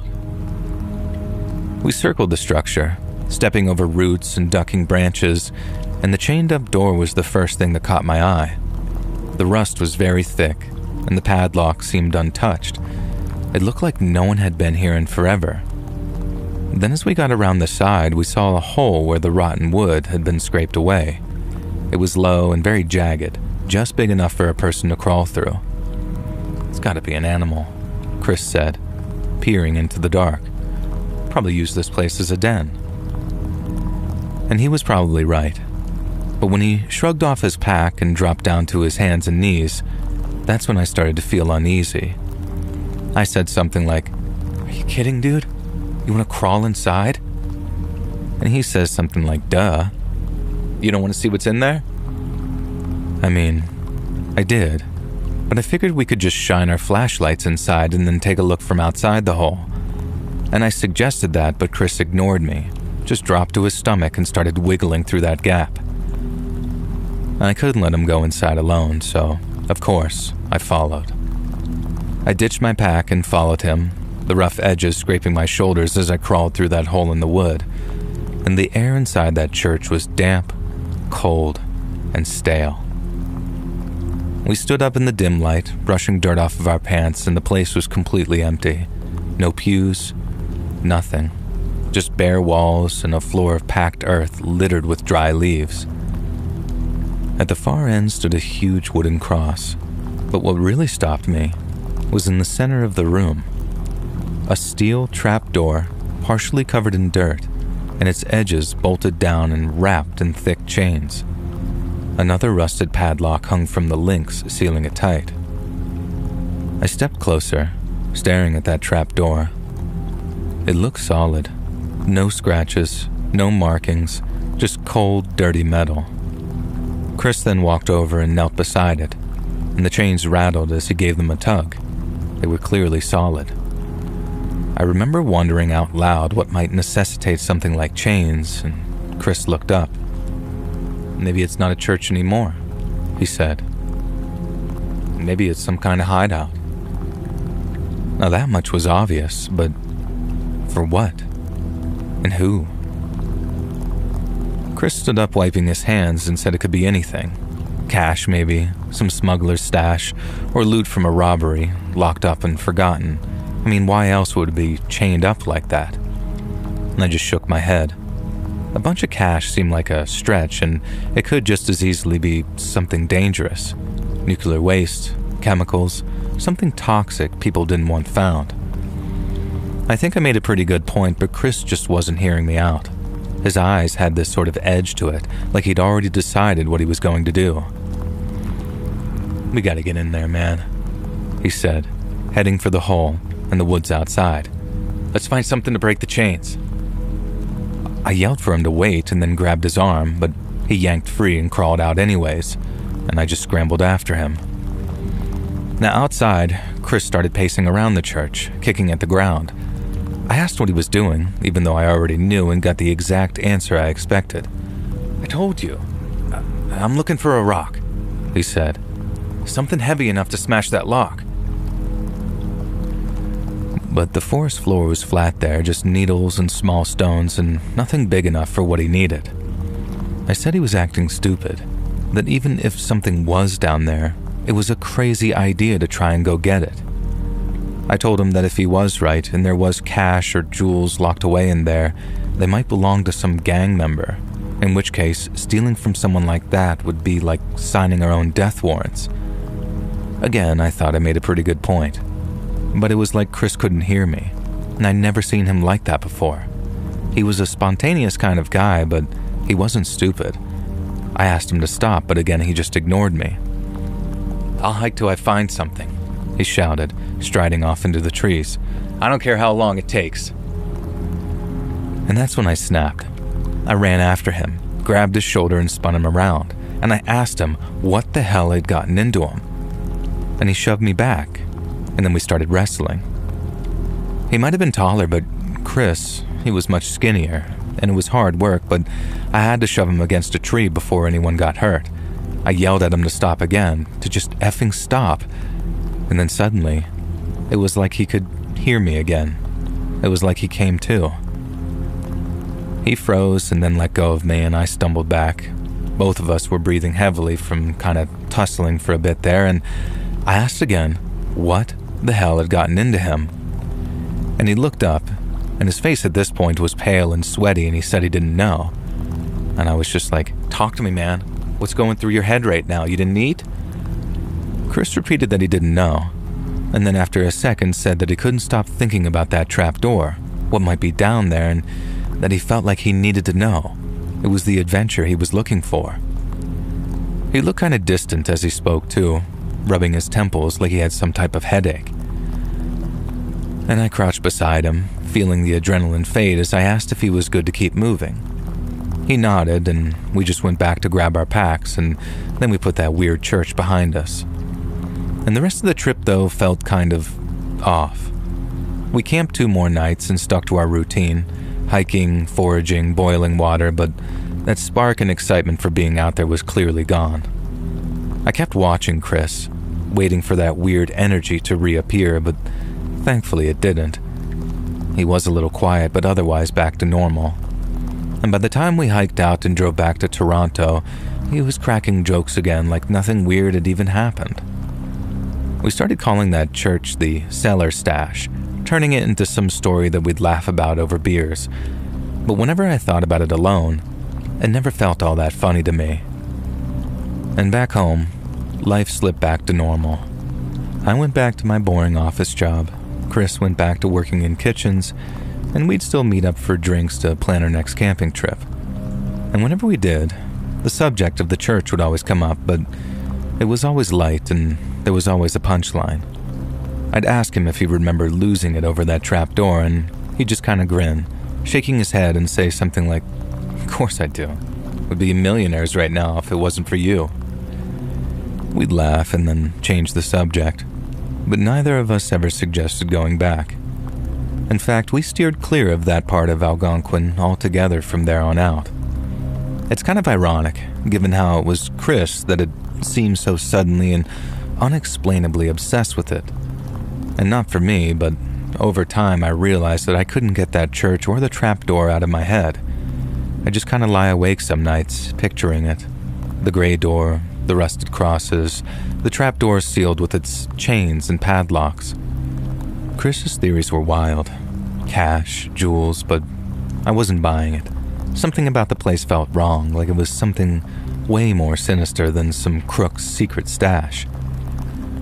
I'd think about how Chris acted, how he had that manic edge in his eyes that I'd never seen before, and wondered if it was just him or if it was something the church or us hiking. I don't know. It did something to him, though.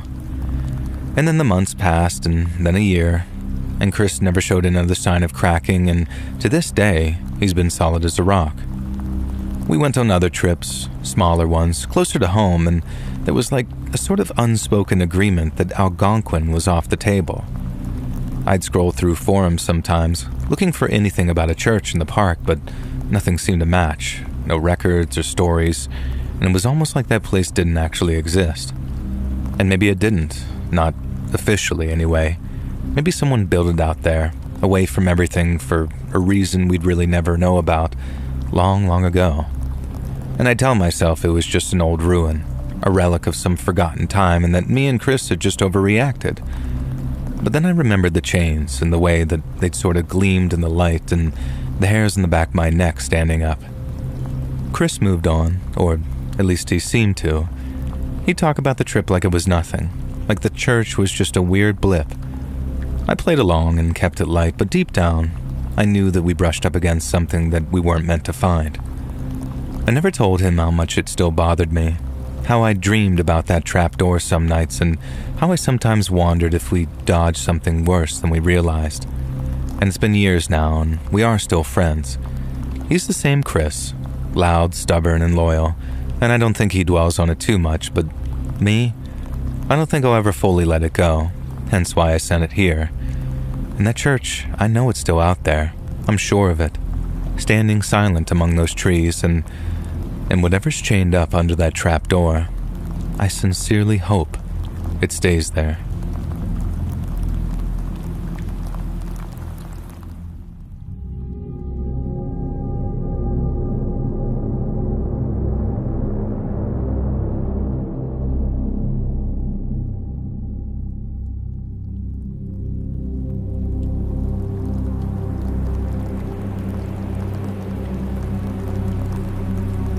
So just for clarity, I'm British, and I have a bit of an unusual job.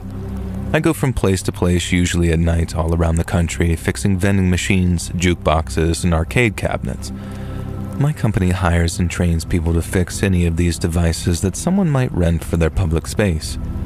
95% of my work is vending machines. Usually some crap like a pack of space raiders had gotten stuck in the prongs, and nobody's confident enough to give it a good thwack.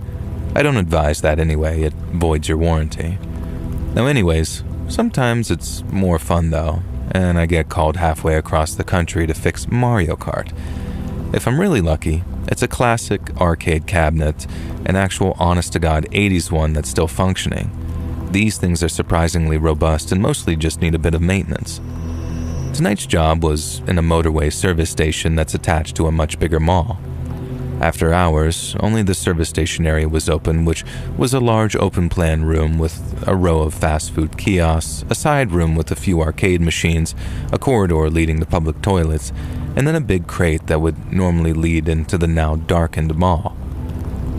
I pulled into the car park. The huge unlit mall loomed over like a squat brick house, and honestly, the lights of the service station area were really welcome at that point. I'd been driving for hours, I was frazzled and craving a cup of garbage vending machine coffee. The car park had a few vehicles in it. I grabbed my bags out of the back of the van and headed into the service station. It was warm and smelled of McDonald's, very lush. My stomach rumbled, but the rule is no food until after I'd done the job. I grabbed a cup of black coffee with 2 sugars from the vending machine and headed over to the job, which in this instance was a 2-player Mario Kart arcade GP cabinet. One of the seats had come loose and one of the wheels had some drift to it, so I just needed to do a bit of maintenance. I got the job done in half an hour, quicker than I'd anticipated, and I'm pretty single-minded, so I hadn't really taken in my surroundings until this point. I guess I'm not one of those constantly hyper-aware true crime buffs who sometimes write in, who assess every possible threat. There were 3 fast food kiosks, which seemed to be staffed by just one person, a bored-looking middle-aged man with tattoos running up his gloved arms. In the back corner sat a group of people in hoodies who I guessed were teens, and then at a table in the middle sat 2 women, maybe early 20s. They seemed nice, so I smiled and nodded to them and then headed over to grab my usual filet-of-fish meal order. Yeah, I'm the one who orders that. I got the food from the grumpy fast food worker, sat down, and began chowing down on my fries. I was about halfway through the meal when the group in the corner got up from where they'd been huddling. When they stood, I could see that they were all decently tall, except for one of them who was particularly short. Nothing unusual, just notable, and made me doubt that they were actually teenagers anyways. My heart fell when I saw that they were all wearing masks. Again, nothing ridiculous, just scarf-type masks pulled right below their eyes and hoodies pulled down low. You know, the usual picture the British tabloids paint of knife crime hoodie youths. In my experience, though, that's mostly scaremongering and bluster, so if anything, I thought this was a wind-up. At least I really hope so, as the group of 4 made their way over to my table. They stood there facing me, no speaking, nothing. "Can I help you, fellas?" I asked, and I was trying to sound polite and not rattled, and I'm not exactly some weakling, but I'm not eager for a fight either. I was trying to catch the eye of the girls at the center table to see if they were in on it or anything, and the hoodie gang stared at me. Then one of them lunged forward and shoved the table. Not hard, but enough to try and make me jump. Absolutely classic school bully behavior. "All right, lads. I'm just trying to wind down after work. Don't want any trouble. Be on your way now." I thought I heard one of them giggle like that was hilarious. Idiot. The one who shoved the table leaned in and said, "You got a problem, mate," he hissed. Oh, okay. They were angry little lads with something to prove. "No, mate. Just trying to eat my burger." "No, mate. Just trying to eat my burger," he echoed. Just trying to eat my burger," one of the other tall ones said. The third tall one slammed a gloved fist down on the table, and my drink toppled over and I caught it before it could hit the floor. "Come on, lads," I said. "It's not worth it, is it?" I hadn't noticed the short one circling around behind me while the others distracted me. Hands fell on my shoulders. "Not worth it." And the voice was quiet, and I couldn't tell you if it was a girl or a little kid. And my gut says it was probably a kid, maybe both. Probably why I didn't immediately respond with a swift over-the-shoulder elbow. "All right, forget this," I said, standing up. The hoodie behind me had to jump backward to avoid getting hit by the cheap service station chair. I grabbed my bags and made my way to the entrance, and of course that gang followed me. "Oi, bud, not sticking around," they jeered. But I was over it. I dealt with my fair share of schoolyard bullies and, well, obviously school, but I was way too old for this bollocks, even if it meant abandoning a McDonald's. And as we walked into that car park, I hoped that the service station worker would have the sense to lock the doors behind the gang, or maybe these kids were known to the service station folk, I suppose. Maybe this kind of thing happened here all the time. and as I fumbled at my van for the key, I saw the two women looking at us from the window. The gang were in the middle of the car park, about 5 or 6 meters away from me, and they were just watching me. I didn't want to turn my back on them by going to the back of the van, so I opened the passenger door and threw my bags onto the seat, keeping my eye on them. I did slip a socket wrench out of one of the bags, though, and hid it up my sleeve. "All right, I'll be off, lads," I said, backing around the van to the driver's side. I thought it would probably be better to keep engaging them instead of acting too scared. "Keep up the bullcrap, I guess." And they stood there and just simply watched as I got into the van, and I gunned that engine and put it into reverse, and I thought that I was going to get away scot-free. Then suddenly, they charged toward the van, just ran at the bonnet, slapping on it, hooting and hollering like some hyenas, and I jumped visibly and they just laughed harder.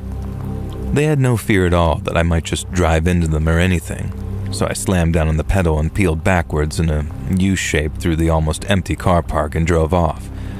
They chased me as I turned, slapping and banging on the side of the van a few times and then sank back into the darkness. Maybe I should have just run them over, but I bet that would have worked out worse for me than them, especially if one of them really was some kid.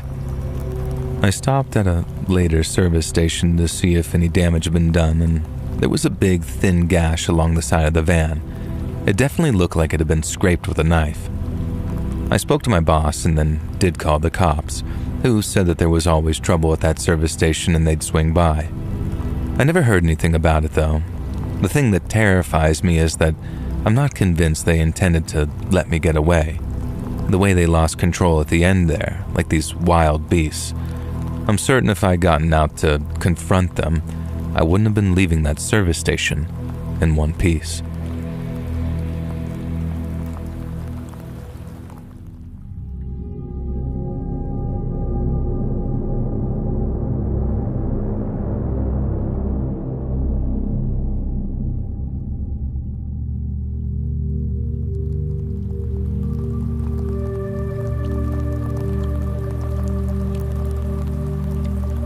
I've been looking forward to that camping trip for weeks. Myself, Craig, and Tanner, my buddies, had planned it out, nothing really fancy. It was really just supposed to be a night in the woods. We picked a spot in the middle of nowhere, out in Tennessee, somewhere deep in the backcountry where the trees were thick and the roads were complete dirt. And it was just us, our tent, some beers, and a fire. It was pretty simple, the kind of thing that we'd done 100 times growing up. I figured it would be a good time, and it was, until the morning. We got there late in the afternoon. The sun was already dropping down, and we set up camp quick, pitched the tent, gathered some wood, and got a fire going. The night was going smooth, and the woods were pretty quiet. We sat around, drinking and laughing, just sitting around the crackle of the fire, keeping us company. And it felt good to be out there, away from work and the noise of town. And when I woke up, the fire was just down to ashes, and the sky was gray, and we could see that early morning light coming in. Craig and Tanner were still out cold, so I crawled out of the tent, stretched my legs, and then figured that I'd get some coffee going. I walked over to my truck to grab the pot from the back, and that's when I saw it. There was a skin, some kind of animal skin, stretched out across the hood of my truck. It wasn't just tossed there. It was laid out flat, like someone had taken their time spreading it. The fur was gone, scraped completely off, and the underside was raw and pink, just glistening and wet. Blood streaked down the windshield, thick and dark and already starting to dry at the edges. I couldn't tell what it was. Maybe a deer, maybe something smaller. The head was gone and the legs were cut off and jagged like they'd been hacked with a dull blade. And it stank. That sour, meaty smell that gets in your nose and just stays there.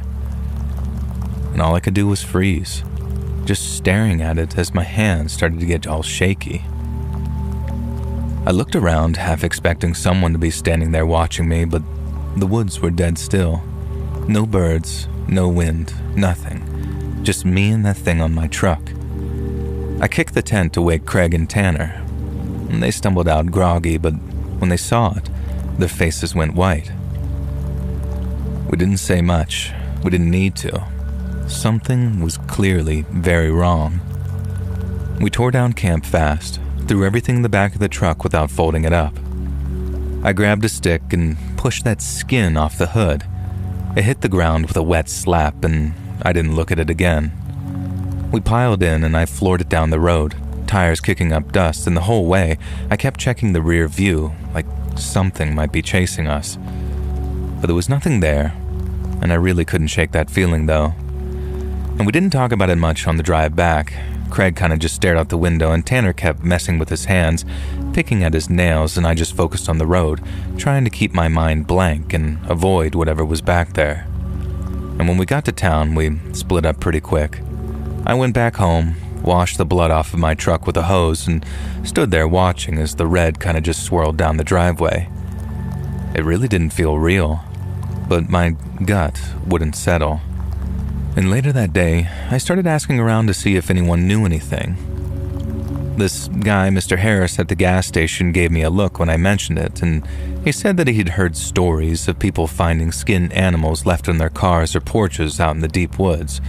Said that it had been happening off and on for years. No one knew who did it, but folks figured it was some type of warning, a message for outsiders or people who didn't belong. Harris said he'd seen it himself once, way back in the 80s when he'd camped too far out. He woke up to, I guess, a skinned rabbit on his cooler and apparently never went back again. I didn't sleep much that night, and I just kept picturing that skin, the way it was stretched out all careful. And I eventually got online and started digging. I found posts for people all over, all the same stories, these skinned animals left in the night, always in these remote spots. Some said it was hunters gone crazy or pranksters, and others thought it was something older, something tied to the land. One guy swore that he'd seen figures moving in the trees after it happened to him, but he didn't stick around to find out more. And the more I read, the worse it got.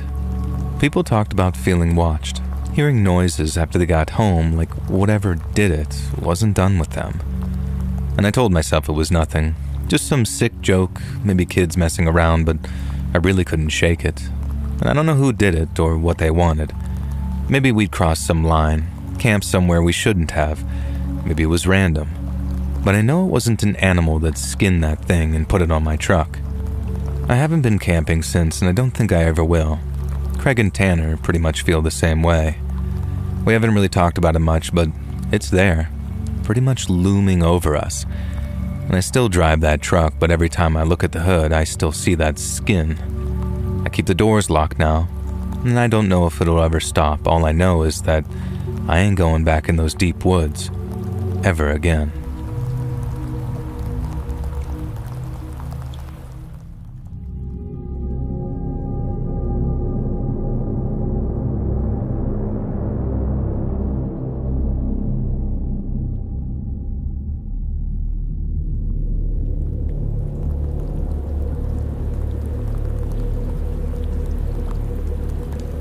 I live in a country where certain bad things are even more taboo than they are in the West. We do not like to speak about them, and one such time was in this tale told to me by my mother.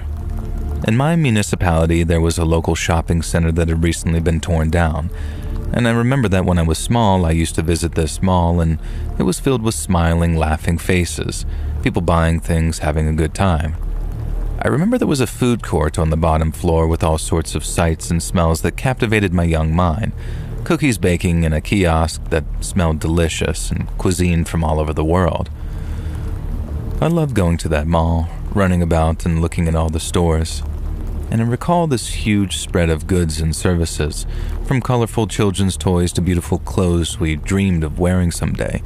And to me, as a child, this mall seemed like a magical wonderland, and trips there with my mother, father, and siblings, or with friends and their parents, were always very special and happy times. Now, when I was about 6, we were told that the shopping center would be closing down, and I remember crying.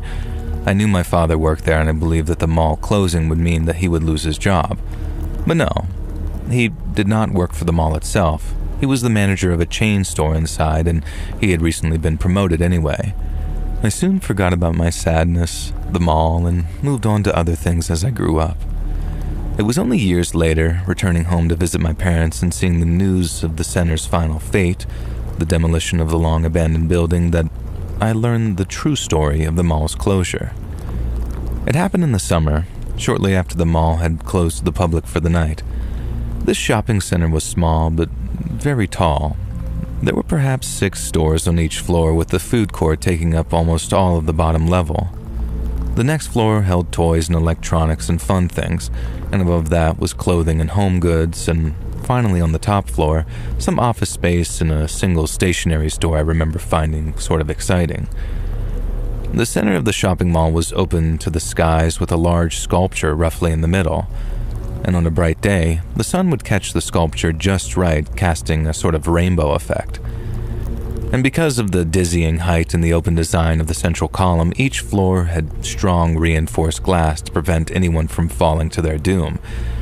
And I remember looking through the glass on the top floor, not even tall enough to look fully over the side, sort of craning my neck to try and see all the way down to the bottom. Of course I couldn't, but I remember that the balcony's walls were higher than my head, so they must have come up to about chest height for an average adult man. The store my father managed was a sort of menswear shop on the 3rd tier. That summer, the company he worked for had recently collaborated with a notable fashion designer, and a product release party was held in his store. It was just a small affair with a handful of fashion journalists and photographers and a select group of customers invited for early access to the products. And that's why there were maybe 15 people in my father's store that evening after closing time. My mother cannot explain why she stepped out of that store at that moment. She recalls needing some air, but she's never been the type to need some air. She says that she's been outside no more than a minute when the body fell from the sky. He was not close to her, but rather directly opposite across the central opening of the mall. A man fell seemingly from nowhere.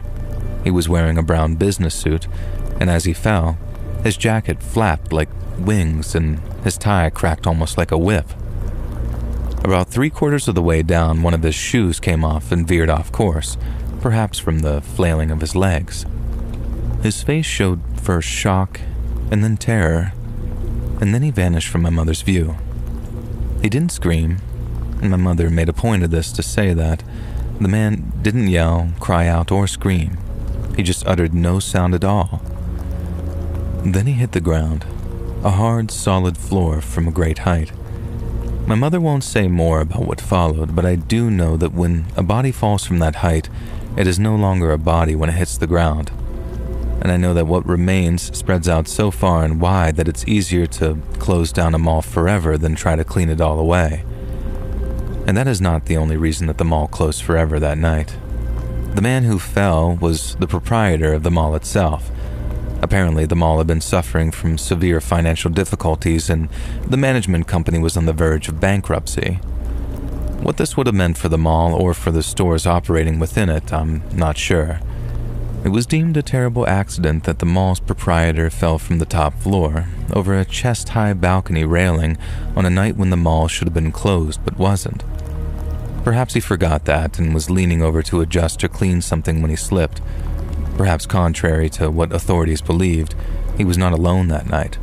Or perhaps something else happened, deliberate and personal. But out of respect for the deceased's family, in a place like the one I grew up in, when a tragedy like this occurs, you learn what is and isn't okay to speculate about. All that's left behind is an abandoned building, now reduced to rubble, and the memory of the man who fell from the sky.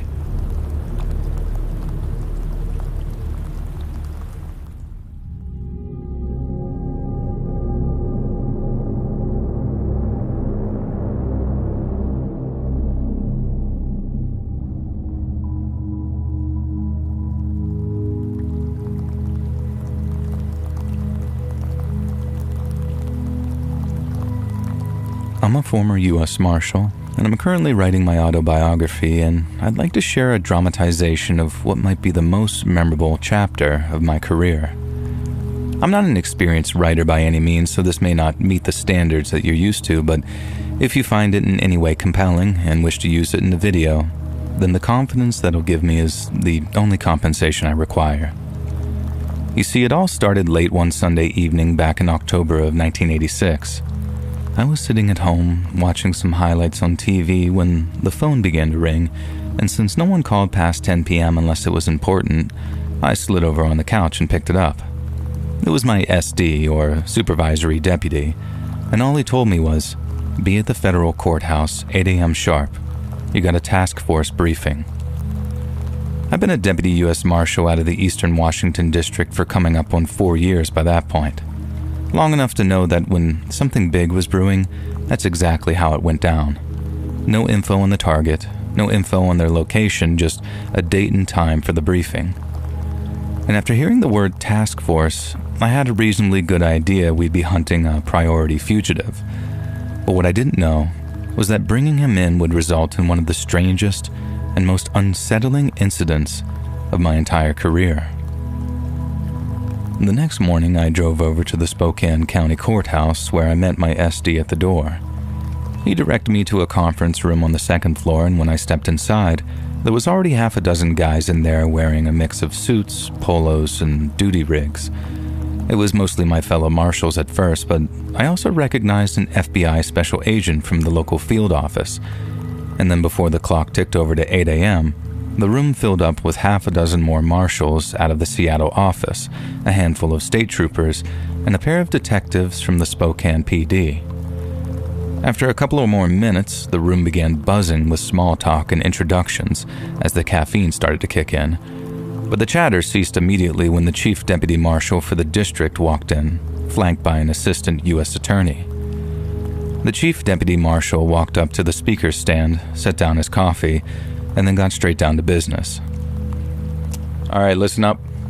We got a high-priority apprehension on our hands, and this could be a tough one." He consulted his notes and then continued. "Fugitive's name is Raymond Ridgway.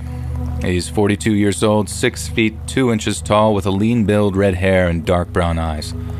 Notable markings include burn scars to the palms of his hands and multiple tattoos, particular on his hands and fingers. He's wanted on 4 counts of homicide, 2 in Idaho, 2 in Oregon, and then 2 counts of murder of a federal officer after he ambushed those 2 FBI agents last year." The chief paused, consulting his notes again as a murmur of apprehension swept around the room. "All reports suggest Ridgway will be armed, and will have no qualms pulling the trigger on anyone wearing a badge. But do not mistake that man's reputation. He's an animal, but he's as intelligent and cunning as he is unstable, and each of you would do very well to remember that when the time comes to bring him in." The marshals began swapping nervous looks as the chief paused again, and the assistant U.S. attorney stepped forward with a stack of folders, passing them out as the chief continued. "Intel puts Ridgway in the Pasayten Wilderness, up near the Canadian border. It's a needle in a haystack situation, but we've managed to narrow things down a little. After a tip from a hunter, the FBI flew a plane over the forest, and the best guess from their analysts is that he's holed up on the Osceola Peak." After instructing someone to dim the lights, the chief flicked a switch on an old overhead projector, and in an instant, the wall behind him lit up with a topographical map of the Pasayten Wilderness. "This is our target zone," the chief said, pointing towards Osceola Peak, which had been circled in red. "There's a shelf of even ground a few hundred meters from the summit. It's tough to access, there's more than enough cover to keep him hidden, and we think he's sheltering the largest of the 3 caves up there. Most probably alone, but he's had time to dig in. Elevation's around 8,500 feet, it's got steep approaches from all sides, and on top of all of that, the snow's just started. Meaning we've got a small window of opportunity before conditions lock us out altogether." The chief switched off the projector, and after the lights came back on, he motioned toward the men in suits. "This is a joint operation. U.S. Marshals might be taking the lead, but we got FBI for jurisdictional overlap, state troopers for regional support, and Spokane's PD detectives for their work on tying Ridgway to a local safe house that he used last month. We're going in heavy, too. Full tactical long guns, and a chopper on standby for extraction or medevac if it goes sideways. And let me make something clear, gentlemen. Our warrant states apprehend or neutralize. That means dead or alive. Ridgway's not slipping through this time. And at this point, the assistant U.S. attorney chimed in. Legally, you're covered under federal warrant issued out of the Eastern District of Washington, she explained. Murder charges are filed, and the AG's office has greenlit lethal force if he engages. We have probable cause, witness statements, ballistics. He's a clear and present danger, so you're authorized to do what's necessary. Just make sure it's clean. The chief nodded, picking back up where he left off. We'll stage out of Winthrop, the closest town to the wilderness boundary, and we can't risk using air transport, so after we drive out to the forest, it's a 10-mile hump to the base of Osceola, at which point you'll split into teams of 3. Alpha's on point for the summit push, Bravo flanks east to cut off escape routes, Charlie holds the perimeter and provides support if needed. Weather's our clock, meaning we move at first light tomorrow. Any questions? One of the marshals from Seattle spoke up near the back. What happened to those 2 FBI agents? The chief got a nervous look about him. He looked at the assistant U.S. attorney. She gave him a nod, and then he cleared his throat before giving his answer. 2 agents tracked down Ridgway's hideout up in the hills outside of Boise. They contacted the HQ to report a victim up there, and she didn't want to leave. Like, she was scared to? Another marshal asked. Possibly, the chief replied. All we know is that she physically resisted when the 2 agents tried to get her out, which we think set them up to be ambushed. The room stayed silent for a beat, the weight of the task settling in. The chief then asked if anyone had any more questions, and when his query was met with silence, he gave one sharp clap. Good, he said. Gear up, brief your teams, and then go get some rest before tomorrow. I want you all in Winthrop at dawn and ready to go. The next morning, we rolled out at dawn, a convoy of black SUVs and a couple of state trooper trucks cutting through the early morning haze. The drive started at Highway 20. Blacktop was still wet from overnight rain, with the North Cascades looming large ahead of us. And after an hour, our tires ground against loose rock as we turned off onto a gravel service road. The landscape was a mix of wet bark and fallen leaves. The road narrowed fast, hemming us in with dense stands of pine and fir and mud sucking at the wheels as we climbed. At the 20-mile mark, the road ended a trailhead, just a dirt clearing with a rusted sign. We parked and stepped out onto the half-frozen slush. Osceola Park was visible now, rock-streaked with snow, forming a jagged shadow against the overcast sky. We went over the plan one last time, then the team splits. Alpha gearing up with rifles and packs, Bravo and Charlie doing the same, and then fanning out with the radios crackling as the winds bit any exposed skin. And that hike took hours. The trail started flat, this muddy mess through a valley floor littered with downed branches and puddles, but it soon pitched up as switchbacks carved their way upward through the thick timber. The frost grew more pronounced as we climbed, from a dusting to a solid crunching underfoot. Sweat beaded around my temples despite the cold, and our breath puffed out into clouds as the trees thinned near the timberline, giving way to open slopes of shale and ice-crusted grass. Osceola's summit loomed closer, its top shrouded in low clouds, and by midday, we hit the base. Our legs were burning as the peak's steep face stared us down. I think I was too occupied looking upward to notice, because it was a member of my team that first pointed it out to the rest of us, and then once he did, we couldn't look at anything else. At first, when he pointed towards the little white and brown bird lying dead on the ground, I wondered why he'd brought it to my attention. But then I saw another dead bird just a few yards away, and then another, and another. And before long, the whole team was checking out what must have been 24 dead birds and squirrels, all lying at seemingly random spots on the forest floor. They didn't look half-eaten or display any other kinds of damage, nor was there much in the way of decomposition. It was just like they'd dropped down dead. As one of my team started asking what might have killed all those animals, I pulled the radio from my vest, hitting the transmit button as the wind began to pick up. Bravo, this is Alpha Lead. You see anything weird around your position? Over. A beat passed, and the Bravo's voice crackled back, very tense, but they were steady. Alpha, this is Bravo lead. We got a bunch of dead birds and squirrels. A couple of marmots, too, all over the east flank. No blood on them. It's like they just sort of fell out of the sky. You see anything like that over there? Over. And I glanced at the nearest corpse, still fresh among the frost, and felt a very deep unease settle in my gut. Exact situation here, I said. There's dozens of them, all the way up the west slope. Looks like they died fast, no marks. Any theories? Over. Another pause, but longer this time, and the radio came back. Negative, Alpha. No clue. We flagged it to Charlie, but orders from Chief are to keep pushing. Priority is the summit. Ridgeway's up there, and we're not stopping for this. You good to move? Over. I look back at my team, their confidence draining by the second as their breath clouded in the cold, and the dead stretched all around us, a grim carpet leading toward the shrouded peak. But Bravo was right. We had to keep moving.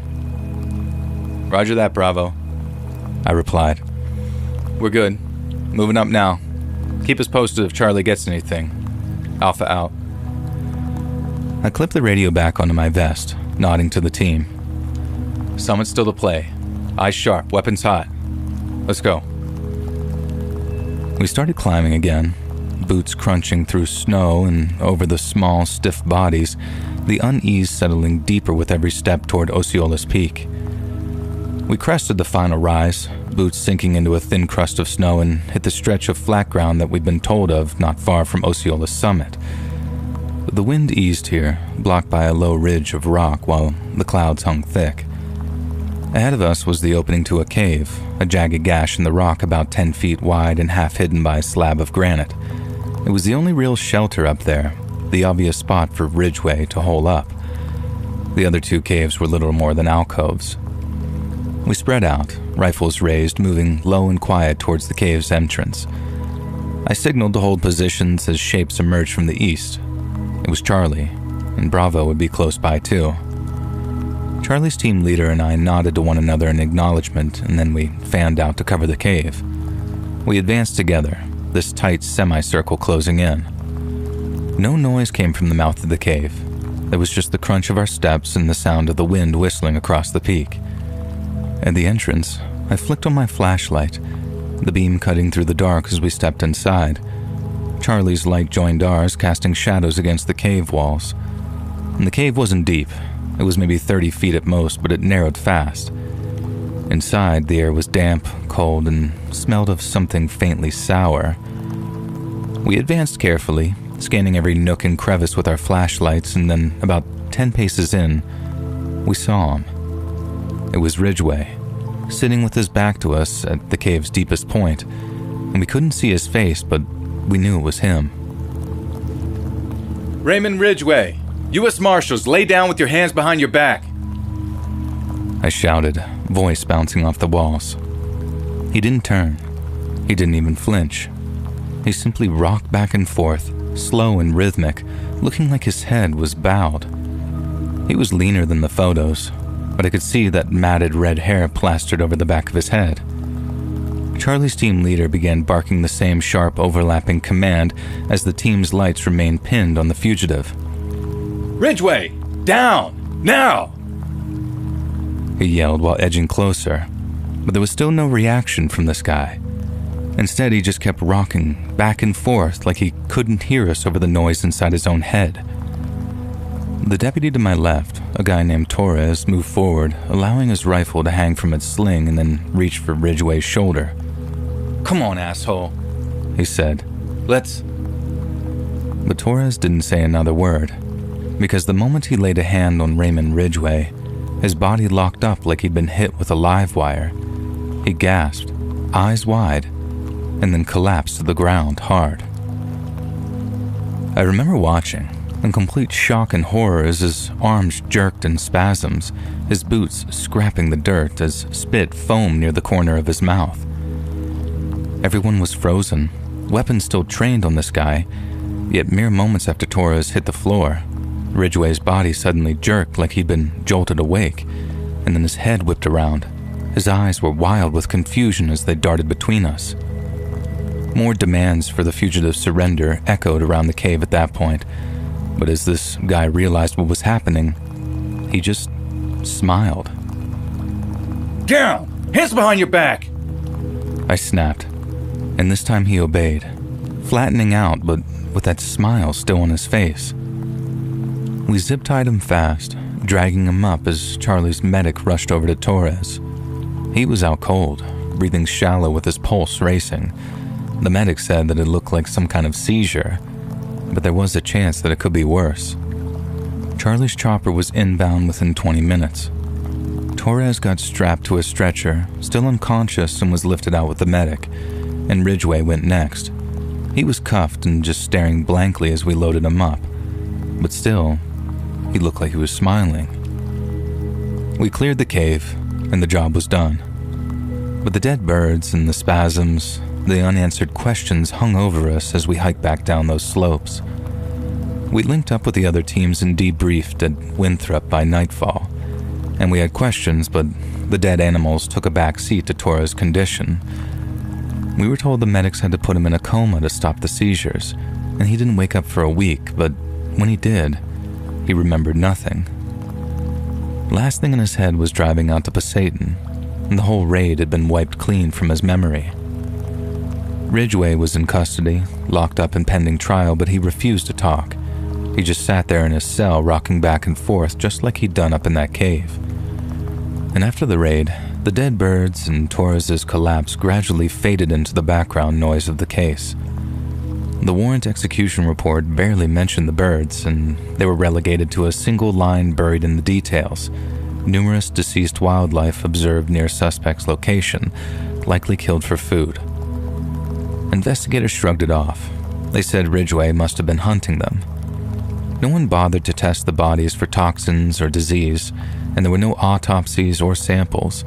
It was all too much hassle for a side note, and with Ridgway in cuffs, the focus shifted to building a murder case against him. The birds stayed where they fell, rotting on Osceola Peak, completely forgotten. And Torres' seizures got a similar brush-off. The medical report called it a sudden neurological event, either an epileptic fit or a stress-induced collapse. Doctors chalked it up to a 1 in a million fluke that just so happened to hit when he touched Ridgway. Coincidence, they insisted, nothing more. No link to the cave, the birds, or anything else up there. Torres woke up from his coma after a week with no memory of anything, as I said, and the service gave him desk duty for a while, and then he transferred out, and we never heard from him again. Nothing that strange ever crossed my path after that. I definitely went through way worse things, be they shootouts, ambushes, or fugitives who fought to the bitter and bloody end, but nothing which had that same eerie edge to it. No unexplained dead animals piling up, no one dropping into spasms for no reason, just the usual controlled chaos of the job. I've had a long time to process what happened too, almost 40 years in fact, but still, it just gnaws at me. The dead birds, Torres' so-called medical event, Ridgway rocking like he was somewhere else, none of it adds up, and no one seemed to care enough to make it make sense. I've run it over in my head 100 times, the sour smell in that cave, the way those critters just dropped. I know I should just let it go, but leaving it all unexplained feels like leaving a loaded gun on the table. I don't buy the easy answers. Sustenance, coincidence. Something was off up there and I'll never know what. And that's the part that sticks with me. The loose end that I can't seem to shake, and why that whole thing became one of the most significant incidents of my whole career. It made me realize that the same agencies that protect us from dangerous people also protect us from dangerous truths.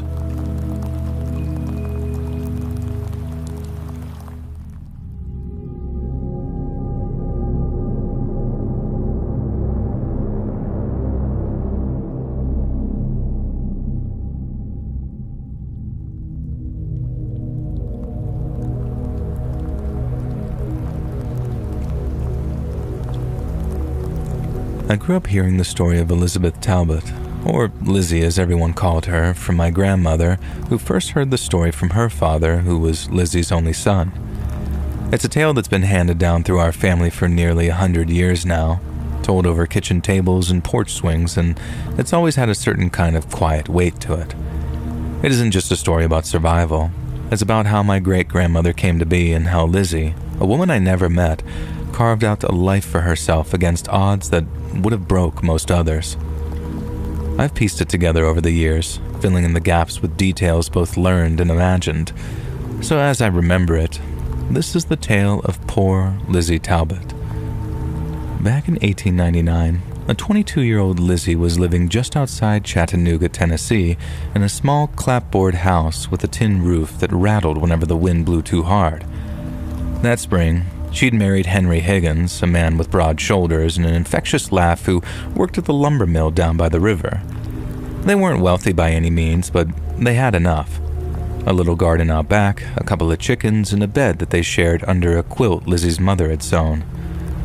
I picture her standing by the stove, stirring a pot of beans as Henry arrives home from work, his boots heavy on the floorboards, his clothes smelling of sawdust and sweat. And they were happy and had a bright future of family fondness to look forward to. Then one afternoon in the summer of 1900, everything changed. Henry was at the mill, hauling logs, when a chain suddenly snapped and a load of timber came crashing down on him. One of the beams caught him across the head, cracking his head open. His co-workers carried him to a doctor on a stretcher, blood soaking through the bandage they'd wrapped around his skull, and the doctor said he'd do everything possible but promised nothing. Lizzie sat by her husband's side for days, wiping Henry's forehead with a damp cloth while praying for him to wake up. He did eventually, but the man who opened his eyes wasn't the same one she'd married. The doctors said that he'd heal, that the swelling would go down, but they didn't warn her about the rest, how the injury had cracked something deeper than bone. At first, Lizzie noticed only the subtle changes in her husband, but after a while, they became very pronounced. He'd snap at her over little things, like burnt biscuits or a chair left out of place, and whenever Lizzie made him mad, Henry's hands would clench into fists and he'd pace the house like a caged dog, barking at her failures. He started drinking a lot more and would head out to taverns or saloons until the wee small hours of the morning. Then there were the nights when he didn't come home at all. Lizzie would lie awake, listening to the crickets outside, wondering where Henry had gotten to.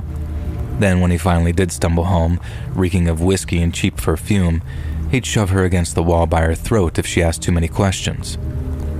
One night, he grabbed her by the hair, then tore her head back with his eyes wild and empty, saying, "You don't own me, woman," and his breath was hot in her face. She clawed at his hands, gasping until he let go and stormed out, and that was the first time that she locked the bedroom door, her heart pounding like it was trying to escape through her ribcage. Lizzie prayed hard for things to get better and for her husband's mind to heal, but over time, he only got worse. And to his wife's horror, Henry started robbing folks like a regular old road agent. First, the drunks staggering out of saloons, and then the shopkeepers on the edge of town as they closed up for the night. And word spread fast. Henry Higgins wasn't just a mean drunk anymore. He was downright dangerous. He'd come home with blood on his knuckles and a sack of stolen goods, laughing like it was all just some game.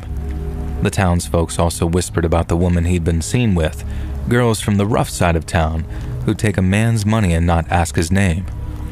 Lizzie heard it all, with each and every story cutting deeper than the last. She'd remember living with the man that she'd loved, and now she was living with a stranger, and one who terrified her. The breaking point came one dark, frigid evening in the winter of 1901. Henry came crashing through the door, his coat torn, his face smeared with dirt. He was drunk. He'd been in a fight and he was foaming at the mouth with anger.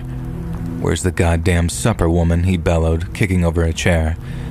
Lizzie tried to calm him down, but at the mere inference that her husband might be the cause of his own troubles, he lunged at her. Henry grabbed Lizzie by the hair, then slammed her head against the wall. Pain exploded behind her eyes before she crumpled to the floor. She looked up to see that Henry was towering over her, his heavy boots just inches from her face, and for a moment, she thought that he was going to kill her. He didn't. Henry simply spat on the floor next to his bleeding wife and then slammed the door shut on his way out of the room. Lizzie said that she'd lay there, tasting blood and realized that she had to run. She didn't have much, just a few dresses, a shawl, and a handful of coins that she'd hidden in a tin under the bed. Then she waited until dawn, when Henry would be passed out somewhere, and then slipped out of the back of the house. She walked until her feet were blistered and bleeding, hitching rides on wagons and begging for scraps from strangers. She didn't care where she was going, it just needed to be far away from Henry. Weeks later, half-starved and shivering, she stumbled into Haw River, North Carolina, a quiet little town with a river running through it and a church up on a nearby hill. And that's where she met Benjamin Heckler. Ben was the pastor at the church, a man in his 30s with kind eyes and a voice that carried when he preached. He found Lizzie slumped on the steps one Sunday morning, her dress filthy, her hands trembling. He didn't ask any questions. He just brought her inside, gave her a blanket, and set a bowl of soup in front of her. She told him her story over time, in bits and pieces, and he listened without judgment. He let her stay in a spare room at the parsonage, and before long, she was helping him with mending hymnals and sweeping the floors. They grew closer than they meant to, and for a while, both tried to ignore what was growing between them. But Lizzie was still married, and Benjamin wouldn't cross that line. "I can't be that man," he once told her, and his voice was firm but soft. And she understood, even if hurt, so she waited, and she fought. She wrote letters to lawyers, secured affidavits from folks back in Chattanooga, and tracked down witnesses who swore Henry had beaten her and betrayed her vows. It took years, but finally, in the early spring of 1902, a judge finally granted Lizzie an annulment, declaring her marriage to Henry null and void, and she was free. That summer, Lizzie and Benjamin married in the church where they'd first met. It was a small wedding, just a few townsfolk, a wooden cross on the wall, and vows that they meant with every word. Then a year later, in 1903, she gave birth to a boy named Samuel. He was a quiet baby with his father's dark hair and his mother's bright blue eyes, and for a while, life was good. They had a little house near the river with a porch where Lizzie would sit and watch Samuel play in the yard. Benjamin would come home from the church, kiss her forehead, and they'd eat supper together. It was their own little slice of heaven. But then, in the fall of 1905, disaster struck. I picture Lizzie in the kitchen when she heard the horses, the sound of hooves pounding the dirt growing louder and louder until it stopped right outside her home. She wiped her hands on her apron and stepped towards the window to pull back the curtains. There were 6 men, maybe 7, all on horseback, their faces shadowed by the wide brims on their hats. One of them swung down from his horse, his boots hitting the ground, and then Lizzie heard his voice, rough and familiar like a knife dragged across stone. "Lizzie, you in there, woman?" At the sound of her name, her stomach dropped. She'd never forgotten that voice, the way it would turn from a laugh to a growl and a heartbeat. It was her ex-husband, Henry Higgins. Lizzie backed away from the window, her hands shaking so bad that she knocked a plate off the table. It shattered on the floor, and little Samuel started crying in the next room. The men outside laughed, and Henry shouted again, "Come out, woman. I've been looking for you." The door rattled as someone pounded on it, and Lizzie froze. She could hear the clink of spurs, the creak of leather, the low mutter of the posse. They weren't here to talk. They were here to take her, or worse. Her mind raced back to Chattanooga, to the nights that she'd cowered under Henry's fists, and now he was here, with men who'd shoot first and ask questions later. The walls seemed to close in, and her chest tightened until she could barely breathe, and then suddenly, her current husband burst into the room. Benjamin's face was pale but determined. He grabbed a shotgun from the corner, the one he kept for hunting, and took cover near a window. "Lizzie," he said, his voice low and urgent, "take Samuel, and when I say, you run out the back." She started to argue, but he cut her off. "Wait till you hear the shot. They'll be distracted. Then run, and don't look back." Lizzie nodded, tears stinging her eyes, and scooped Samuel from his crib. The boy whimpered, clutching her neck, and then she crept to the back door to wait for her husband's signal. Benjamin shouldered his shotgun, parting the curtains just enough to aim while outside Henry was pacing. "You can't hide forever, Lizzie." He fired a pistol in the air, the cracks splitting the night. Benjamin looked at her, his eyes steady despite the fear in them. "I love you, Lizzie," he said. And then after that, he pulled the trigger. The shotgun roared, the glass shattered, and Henry Higgins fell down dead. The posse yelled, guns firing wildly, while Lizzie bolted out the back. She ran as fast as she could, her baby bouncing in her arms as her bare feet pounded against the cold ground, and she didn't stop to see if Benjamin was alive. She couldn't. There was no time. She just kept going through the trees, down to the river, until the sounds of gunfire behind her faded. With nothing but her son and the clothes on her back, she made her way north, traveling by foot and kindness until she reached Richmond, Virginia. It was a much bigger burb than Haw River, a city she and her boy could disappear in. She found work sewing in a factory, rented a tiny room above a bakery, and made damn sure her young son got his education. Samuel grew up there, a boy who never knew his father but carried that same quiet strength. Lizzie raised him alone, telling him stories of Benjamin's courage and how he'd saved both of their lives. Elizabeth Talbot ended up passing away peacefully in her sleep during the year 1940. Samuel was a man by then, with a family of his own, and when she was ready, he passed the story down to my grandmother, who told it to me when I was a kid, sitting up on her lap. It's been almost 100 years since that night in Haw River, and all those involved have long since passed. But the story of Lizzie's fear, Benjamin's sacrifice, and the life they built before it all fell apart will live forever. I think about her sometimes, running through the dark with my great-grandfather in her arms, and I wonder where she found the will to keep going. Maybe it was a love, or maybe it was just stubbornness. Either way, that's why I'm sitting here now, typing this out and keeping her story alive for another generation.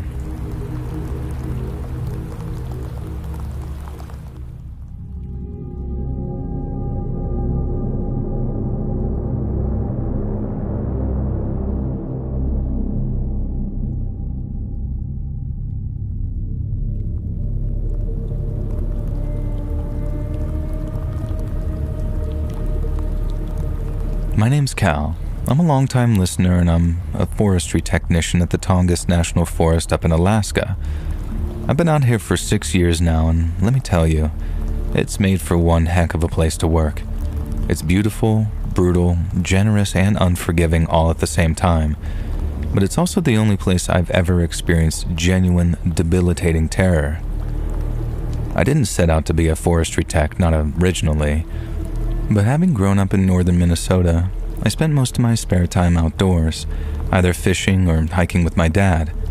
He was a logger, and we had the woods right there on our doorstep, so from a very early age I learned stuff like how to spot a healthy tree from a sick one, how to listen to the wind, or how to know when a storm was coming. I liked the quiet of it, how walking in the woods always felt like an adventure, and I always thought it'd be the coolest thing in the world to have a job where that's all you ever did. And after high school, I bounced around poorly paying jobs, but all they did was make me realize that I wanted something which kept me outside, away from cities and noise. I went to community college, got an associate's degree in natural resources, and then landed a seasonal gig with the U.S. Forest Service in Minnesota. Alaska wasn't part of the plan until a buddy from that first job told me about openings in the Tongass. He said it was a great deal. Remote, rugged, nothing like the tame forest back home. So I applied, and then when I got the offer, I packed my truck and drove up through Canada. It took me 5 days to reach Ketchikan, where I caught a float plane to my first posting, and then after seeing the place from the air, I was hooked. The scale of the Tongass blew me away. It's 17 million acres of mountains and temperate rainforest, bigger than some U.S. states even. I signed on full-time after that first season, and even after the experience I'm about to tell you, I still don't regret coming here. Not entirely, anyway. Out here, it's just you and the trees, all the spruce, hemlock, cedar, all stretching up 100 feet or more. It's my job to monitor timber stands, check for disease, mark trees for harvest, and sometimes just walk the trails to make sure everything's holding together. I've got a little cabin near the ranger station. Nothing fancy, but it's mine. And then after a day in the field, I'll sit on the porch with a beer and watch the mist just roll in off the water. It's a good life, with a kind of peace that you can't find anywhere else. What I hate, though, is the weather. It rains around 200 days a year in the Tongass, and not just a little light drizzle either. The drops come down in sheets, cold and relentless, meaning that you're almost constantly soaked through during the wetter months, no matter how waterproof your gear claims to be. And winters are worse. Short days, long nights, and the wind absolutely cuts you.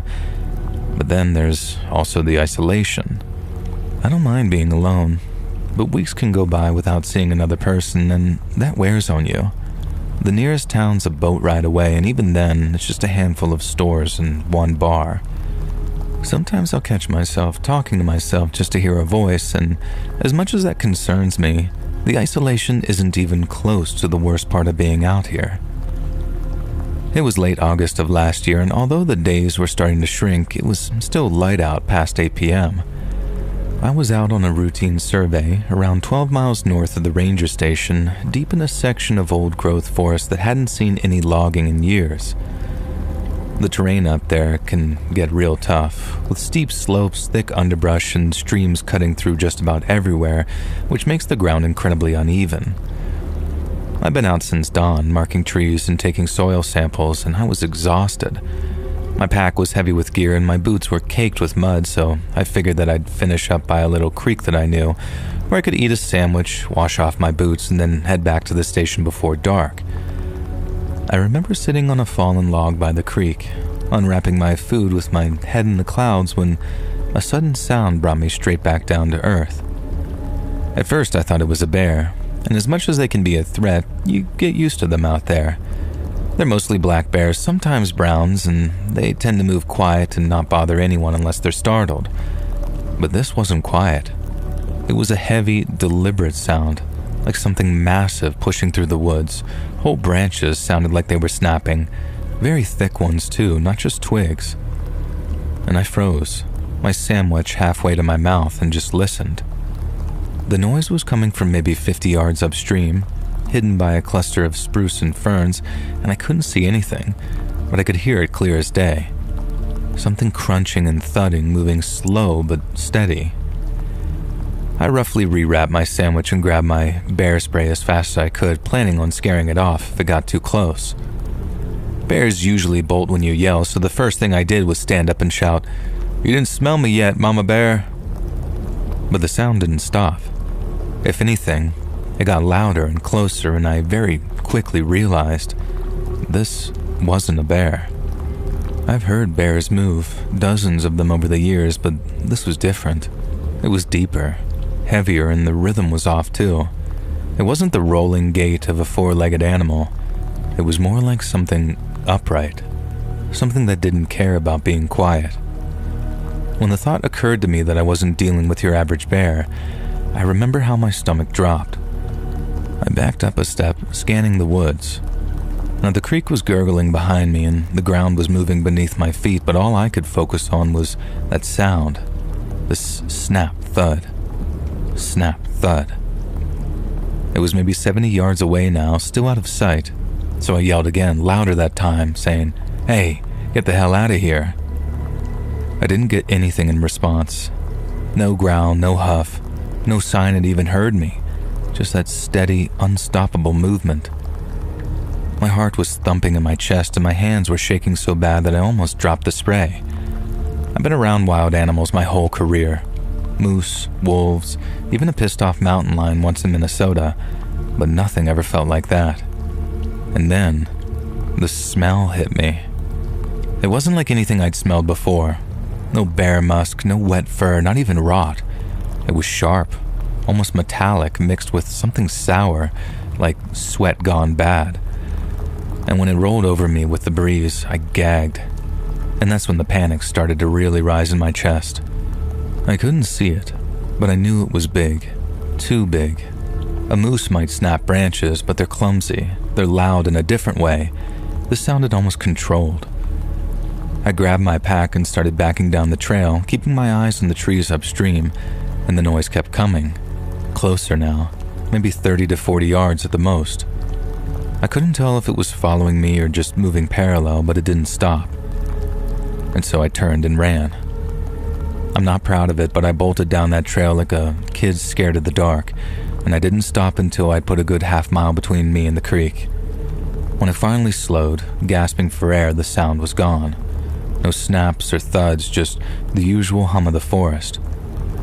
I stood there, bent over with my hands on my knees trying to make sense of everything. What the hell was that? It wasn't a bear. Too big and too steady.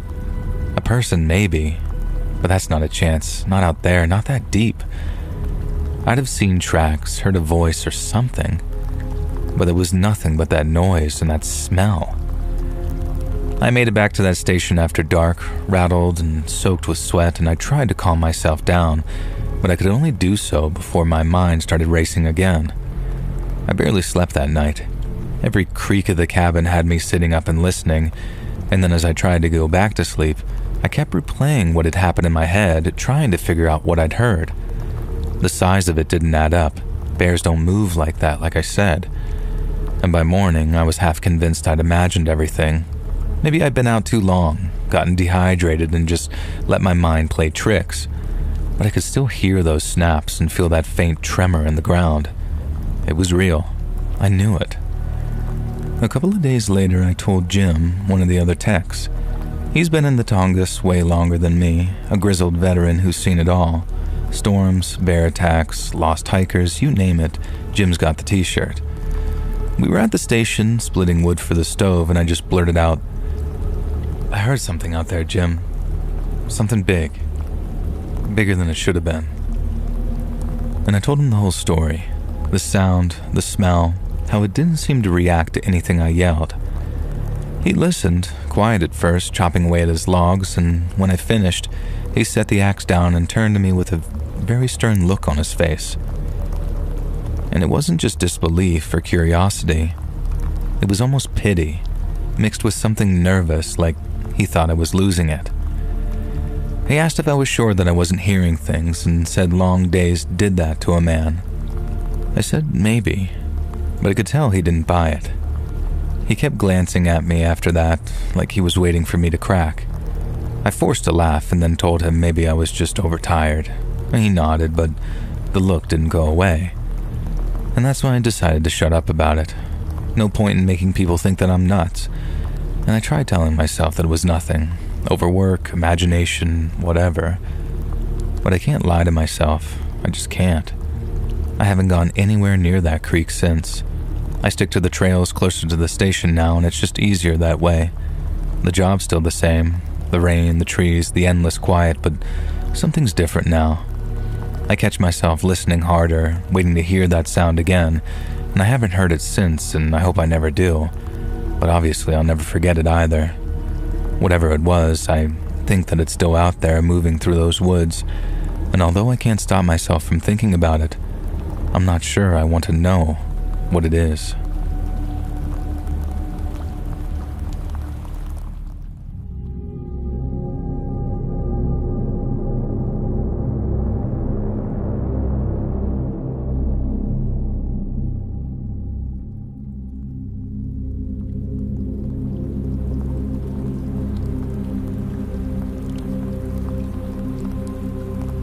I met him on a dating app. His name was Ryan, and back then, I thought he was everything I'd been looking for. His profile picture showed him leaning against a motorcycle, wearing a leather jacket and a handsome smile that gave me butterflies. We matched, and within a day, he'd sent me a message. "Hey, you seem cool. Coffee sometime?" I was 24, working a steady job at a marketing firm, and was super tired of the flaky guys that I'd been matching with. Ryan seemed different. Our first date was at a small cafe downtown. He showed up on time, ordered a black coffee, and asked me about my life, my job, my family, my dog Milo. He listened.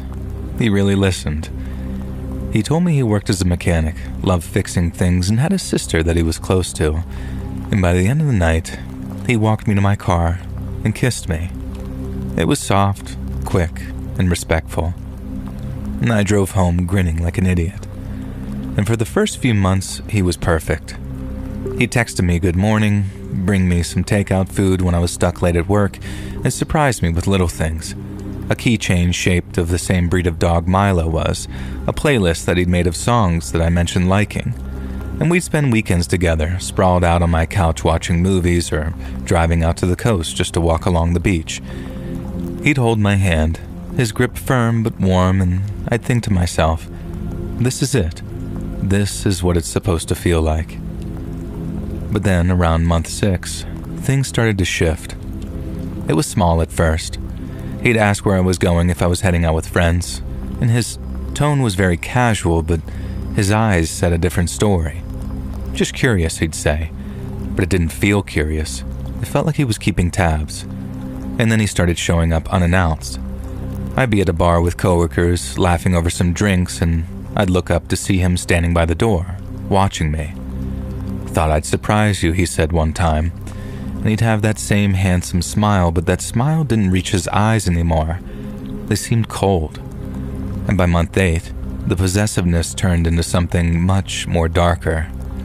We'd argue over nothing, like me not texting him back fast enough, and his voice would get low and tight like he was holding something back. One night I told him I needed space after he blew up because I'd gone to dinner with a male coworker. He grabbed my wrist, not hard enough to bruise it, but enough to make me freeze. "You don't get to walk away from me," he said, and I yanked my arm free and locked myself in the bathroom until he left. And the next day, he sent flowers with a note that said, "I'm sorry. I just love you too much." I wanted to believe him, but the pit in my stomach told me otherwise, and I ended it at 9 months. We were at my apartment and I'd rehearsed the words all day. "Brian, this isn't working. I'm done." And when I said it, his face went blank, like a switch flipped, and he stared at me, silent for a full minute. And then he laughed and said, "You don't mean that." And when I told him I did, he stood up, grabbed his jacket and walked out without another word. And I locked the door behind him. My hands were shaking and hoped that that was just the end of things. It wasn't. And the text started the next day. "I miss you. You're making a mistake. We're not over." I ignored them, deleted them, blocked his number, but then he'd use a different one. I'd find notes on my car windshield saying things like "talk to me," written in his sort of jagged handwriting. And once I came home to a single rose on my doorstep and the petals were crushed like he'd been gripping it too hard. And I threw it in the trash and double-checked my locks. But then, he started showing up while I was at home or at work or buying groceries. I'd spot him across the street from my office, leaning against his motorcycle, staring up at my window. And I'd see him at the grocery store, at the gym, at the park where I walked Milo, always at a distance and always watching. I'd tell him to leave me alone, but he'd just sort of smile and shake his head, walking away. After a while, even my coworkers noticed. My boss pulled me aside one day and asked if I was okay, and I lied and said yes, but I wasn't. I stopped going out unless I had to. I started parking closer to my building, keeping my keys between my fingers when I walked to my car. And then the threats came next. He called from these blocked numbers, and his voice was very low and creepy. "You think you can just toss me aside," he'd say. "You're going to regret this." And I'd hang up, but the words would just stick with me, digging into my mind. And I went to the police and filed a report, but they said that there wasn't much they could do without proof of imminent danger. And they gave me a card for a restraining order, but I knew that Ryan wouldn't care about some piece of paper. I bought pepper spray, started sleeping with a baseball bat by my bed, and told my mom about everything. She lived about an hour away, a retired nurse with a no-nonsense streak, and she begged me to move in with her. I said no. I wasn't going to let him chase me out of my life. I tried to carry on as normal as best I could. I went to work, I walked my dog, kept my head down, and the threats kept coming. But I got good at tuning them out and pretending that I wasn't scared. At least until that phone call that I got. It was a Tuesday, late afternoon, and I was at my desk when my phone buzzed, a number that I didn't recognize, and I answered thinking it was a client. It was Ryan. His voice was different. It was colder, like he was planning every word. "Killing you wouldn't be a punishment enough," he said. "You need to hurt, like you made me hurt. So because you took something precious away from me, I'm going to take something away from you now." And after that, the line went dead. And I'd never known fear like that. I grabbed my bag, left my desk without a word, and ran to my car. My mom, she was the only person he knew how to reach, the only one I'd ever mentioned to him. I called her as I drove like an insane person out of that parking lot. "Lock the doors," I said when she picked up. "Don't let anyone in. I'm coming." She asked what was wrong, but I couldn't explain. I just told her to stay safe. And the drive was a blur. My hands were gripped to the wheel so tight my knuckles were turning white, and I kept checking my rearview mirror, half expecting to see his motorcycle tailing me. And then when I hit her street, I saw his truck. This black, dented, unmistakable thing parked just near her driveway. I slammed on the gas, pulled in behind him, then jumped out and ran up the path. Hammered on the door, my fist was pounding hard enough to rattle the frame, and I yelled at her to open up. The door swung open, and there was my mom, calm as anything, just staring at me. "What's all this noise?" she asked. I just shoved my way past her, my shoulder knocking into her, and then as I rushed into the kitchen, I saw him, Ryan, sitting at the kitchen table, his jacket slung over the chair like he belonged there. And I felt sick. "He got here a minute ago," my mom said, kind of frowning at me. "He said he was a friend of yours." "Get out," I said, my voice breaking into a shout. "Get the hell out," I screamed. He stood, very slow and deliberately raising his hands like he was innocent. "I don't know what's wrong with you," he said, all confused and charming. "I just needed to make a call." But as he grabbed his jacket and headed for the door, he turned back, looked me dead in the eye, and winked, basically saying I could have, if I wanted to. I locked the door behind him. My hands were shaking and told Mom everything, every detail that I'd spared her before. She wanted me to stay the night, but I couldn't. I needed my own space, my own fight. I just drove home, checked every room, every window, and sat with the bat across my lap until the sun came up. And the harassment didn't stop after that. He'd call, leave voicemails, sometimes threats and sometimes apologies. I'd find his truck parked down the street from my apartment, empty there, but almost like a warning. I eventually got that restraining order, kept filing reports, but it was like yelling into a void. He was always one step ahead, it felt like, just out of reach, and the police were worthless. Then one day, it all just seemed to stop. There were no calls, no notes, no sightings, and I waited for the other shoe to drop, but weeks passed, and then a month, and there was nothing. And I finally felt like I could breathe again, to sleep without that stupid bat. I was at work one afternoon scrolling through my phone on break when I saw it. A mutual friend had posted a photo. Ryan, arm around a girl I didn't recognize, smiling at some bar. She looked happy, oblivious. She reminded me of me. I stared at her face, the way he smiled at her, and felt sick again. I knew what he was capable of, what he'd do when the mask slipped. And I thought about warning her, but how? He'd know it was me if I used my name. And my solution was to make a brand new Facebook profile, a fake name, no picture, and then look her up and message her. And her page was public, full of selfies and posts about her job at a daycare. And I typed the message fast. "Be careful with Ryan. He's not who he seems. Get out while you can." And I hit send, watched it mark seen, and then logged out and deleted the account. I don't know if she listened. I don't know if she's okay, and a part of me wants to check to dig, but I stopped myself. I'm free of him, for now anyway, and I think that's enough. I still double-check the locks on my doors, and I still glance over my shoulder whenever I walk to my car because I know he's out there, and I know he doesn't forget.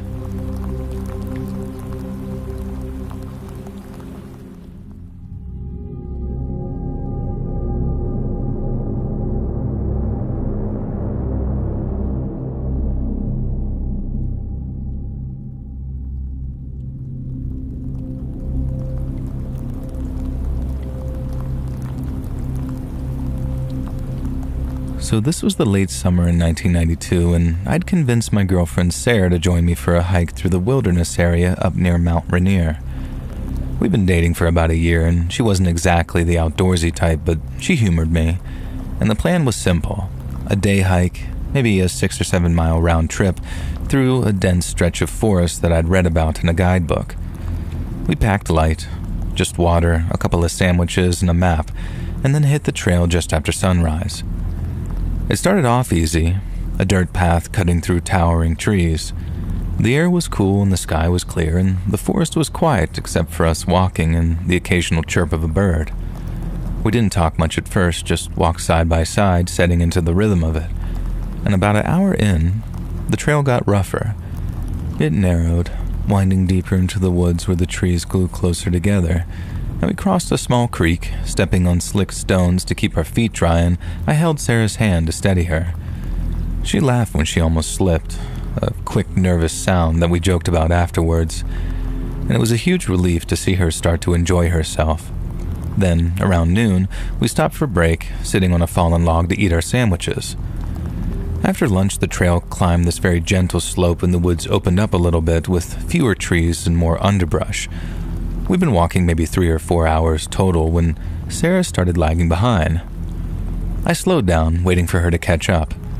She gave me this kind of defiant look, like she wouldn't admit that she was tired, and I just smiled and told her that we turned back, and then, seconds later, she saw it. We were maybe 10 yards apart, me up ahead, her trailing behind when she stopped dead. I didn't notice at first, but just kept walking. And then I heard her voice, sharp and low, barely above a whisper. "Oh my God." I turned around, afraid that I was about to see her pointing at a bear or maybe a snake or something, because she was frozen, staring off to her left with the color having drained from her face. I followed her gaze, and my jaw dropped. There, about 20 feet off the trail, was a tree. It was a big one, maybe 3 feet thick, and halfway up its trunk, at around chest height, was a deer. It wasn't just any deer either. It was a full-grown buck, antlers and all, and its body was just stuck in the tree. The front half hung out one side, head kind of hanging down, eyes glassy and just blank, while the back half stuck out the other side, its hind legs dangling limp. And just to make this 100% clear, it wasn't hanging from a branch or caught in a fork. It was inside the tree, like embedded in it, almost like the trunk had grown around it. I took a step closer, but Sarah grabbed my arm so tight it hurt a little. "What the hell is that?" she said, her voice shaky. I didn't answer because I didn't know. The tree definitely wasn't broken in any way, and there was no splintered bark, no jagged edges where the deer's body met the trunk, and the wood looked smooth, untouched and natural, like it had grown that way. But that was impossible. Trees don't grow around something that fast, and this deer wasn't some ancient skeleton. It looked fresh, barely starting to rot. There were a couple of flies buzzing around its head, but that was it. No stench, no maggots. There was no blood, no torn flesh, nothing to suggest violence. It was just there, almost fused with the wood in a way that made exactly 0 sense to me and Sarah. Sarah stayed there where she was. Her grip was tightening around my arm. "I don't like this," she said. But I felt this pull, this need to figure this out. I took another step, then another, until I was close enough to touch the tree if I wanted, and something about it made my skin crawl, even as my brain kept prodding at it, trying to rationalize what I was seeing. Maybe the deer had fallen from somewhere high up and landed just right, but there were no cliffs nearby, no broken branches above, and the trunk was too solid, too intact. I crouched down, peering up at where the deer's body met the wood. The bark flowed around it seamlessly, like the tree had molded itself to the shape of the carcass. I reached out and hesitated and then brushed my fingers against the trunk just below the deer. It felt normal. There was nothing strange until you looked up and saw that impossible thing sticking out of it. Sarah yelled my name, telling me to get back, but I couldn't stop myself. I stood up and walked around to the other side. There, the deer's hindquarters hung limp, and I saw the same thing there too. No blood, no damage to its hide, no sign whatsoever of how it got that way. And that's when curiosity started to turn to fear. My stomach tightened, not from nausea, but from something deeper, something I still can't put into words. It wasn't just weird anymore, it felt very wrong. The woods felt quiet too, like everything had just stopped and started watching us. No birds or wind, just the sound of my own breathing and Sarah's quick, shallow gasp behind me. I looked at her, and her eyes were wide and her lips were pressed very tightly. "We need to go," she said. And at that point, I didn't argue. I could remove myself physically, but mentally I couldn't pull away from this. How long had it been up there? Had someone or something put it there? The unease crept up my spine, slow at first and then all at once, like a cold hand closing around my neck. I thought about pictures I'd seen of animals caught in fences or traps, but this wasn't that. This was deliberate, unnatural, and the more I looked, the more I felt like we weren't supposed to see it. Neither of us looked back, but I didn't need to. I could still see it, just burned into my brain. We moved in silence, our steps quick and uneven as my heart was pounding, not from the pace, but from thoughts of what we'd just seen. Sarah kept her head down, and I knew she felt it too. That shift from curiosity to dread, the sense that we'd stumbled onto something that we weren't built to understand. We made it back to my car in almost half the time that it took to hike out, and the whole drive home we didn't say a word to each other. And when we got to her place, she looked at me and her face was still pale, saying, "We're not talking about this ever again." And I agreed. Not because I wanted to forget, but because I didn't want to upset her any more than she already was. And we never did mention it, not to each other and not to anyone. But there are definitely times late at night that I'll see that deer in my mind, half in and half out of that tree, and feel that same cold grip around my neck reminding me that was all real.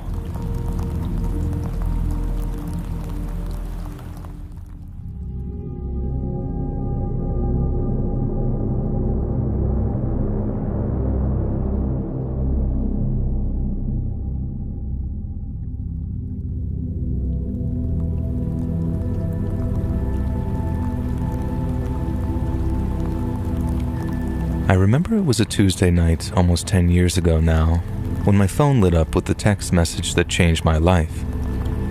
It was just after 9 p.m. and I was lying on the couch watching a bit of television when I got a message notification from an unknown caller. Curious, I grabbed my phone, then felt this slight rush of adrenaline when I saw who the message was from.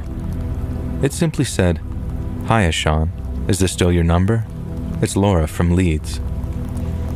A few years earlier, Laura and I had dated for around 6 months, and while at first it was a lot of fun, it didn't last. She was beautiful, intelligent, and successful, but she was also intense. Very intense. I always find passion to be very attractive. But Laura was unhealthily and rigidly fixated on self-improvement. It wasn't the healing your past traumas variety either. It was the maximizing your potential kind, and while I often agree with things she said about self-discipline and radical ownership, she sometimes took things way too far. I think the best example would be her reaction to me giving a homeless fella a few quid while we were out on a date. We'd both had a few drinks, and it was proper freezing outside, so I gave him a few coins to get himself a cup of tea or something. Laura didn't say anything at first, but when I asked why she was giving me the cold shoulder then, she launched into some speech about how pathetic homeless people were, how they should learn to help themselves, and how I was an idiot for giving him money because he was only going to spend it on drink or drugs. I only gave him a few quid to get coffee on a cold night, and I know she was a bit drunk, but I thought Laura exhibited a serious overreaction to what amounted to an innocent gesture of kindness. And I suppose that was the beginning of the end, and as her work schedule got busier and busier over the weeks that followed, we started to drift apart. It was her that ended things, and while I'll confess to being upset for a few days, I quickly realized that I was better off without her. I deleted her number, got on with my life, and then jumped back into the dating pool when I felt like I was ready. But lack of success turned into a major drought, and by the time Laura texted me, I hadn't been on a date in almost 8 months.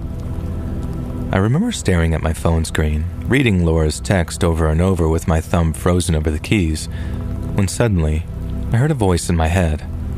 I mean, not literally, of course, I'm not mental. I just told myself, don't do it. I know it's tempting, but don't do it, mate.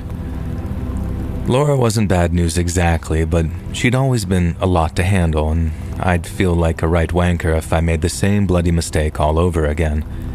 But still, my love life was a complete non-event, and as curiosity tugged at me, I found myself drafting a reply. I typed something out and then rewrote it about 4 or 5 times until it read as neutral and nonchalant as possible. "Hey, good to hear from you, what's up?" it said. And her reply arrived in mere minutes. "I'll be honest," she wrote. "I didn't give us a real chance the first time around. I wasn't ready for a relationship, but I am now. I think about you a lot. Those months were some of the best I've had with anyone. If you're not up for it, I get it, but the offer is still on the table." I must have read it 3 or 4 times just to make sure that I wasn't making some kind of mistake. I even went back to check it actually said Laura in her original message because this didn't seem like her at all. The Laura that I knew was distant, preoccupied, her head at work and her foot halfway out the door. This was raw, honest, a little bit vulnerable too, and it knocked me over. And I mulled over it for a minute or two, and the longer I did, I felt the idea winning me over more and more. You see, she wasn't wrong. The first few months with her had been phenomenal, and half my frustration came from her putting in zero effort when we had great chemistry. But now, if she was ready to put the time in, then maybe, just maybe, I owed it to myself to find out if she was for real.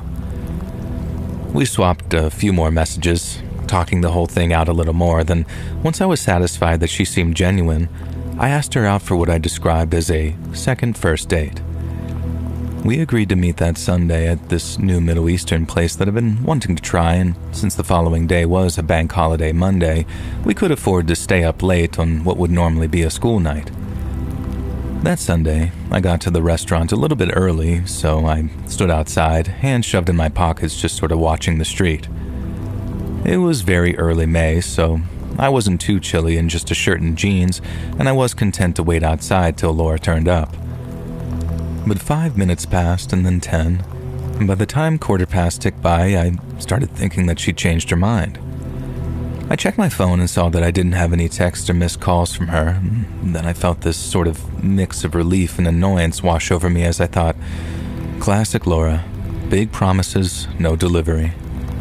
But then, just as I was about to text her, she appeared, hurrying around the corner with her heels clicking against the pavement. And she looked stunning. A brunette when we dated, but her now sandy blonde hair was swept back, and she wore a black dress that clung to her like it was custom made. She'd always been slim. She went to the gym 3 times a week when we dated, but now she looked like she could have been a fitness instructor. She looked lean and strong, like she'd been sculpted. And as she got closer, she apologized for being late and mentioned how Pilates had run over, and then finished with, "You look good." And I must have blushed at that comment, probably at the way she looked too, but her compliment finished me off. I thanked her, and she gave me a little satisfied smile, and then we walked inside the restaurant, and I kind of felt like I'd won the lottery. Dinner was even better than I'd hoped. And their kitchen might have been halal, but their bar wasn't, and our Iranian waiter gave us such good service that we'd polished off 3 bottles of wine by the time the dessert menus came. Laura was different too. She laughed more, she listened when I talked, and then asked questions like she meant it. The old Laura would have been glued to her phone or trying to steer every conversation back towards work or maximizing potential. But that Sunday night, she brought up work just one time and then immediately stopped herself when she did a sort of, "Nope, not doing that, no work talk, just us." And I liked that Laura.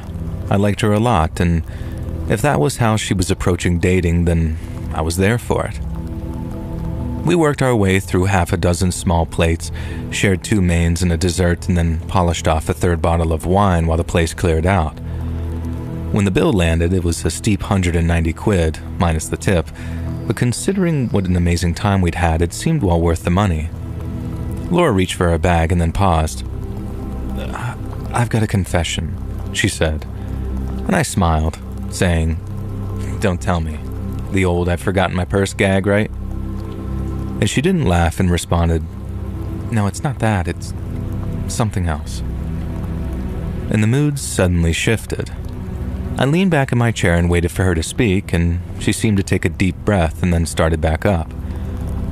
When Laura had decided that she was ready to start dating again, she tried the apps. She met a guy, he seemed great, but then after a few weeks he changed. He got jealous, controlling, and it wasn't long before she feared physical abuse. Laura explained that she ended things a few months back, but he wouldn't leave her alone, and over the previous few weeks, he'd been showing up outside her flat late at night. "Sometimes I see him across the street just standing there," she said, "and it's gotten worse lately. I'm scared."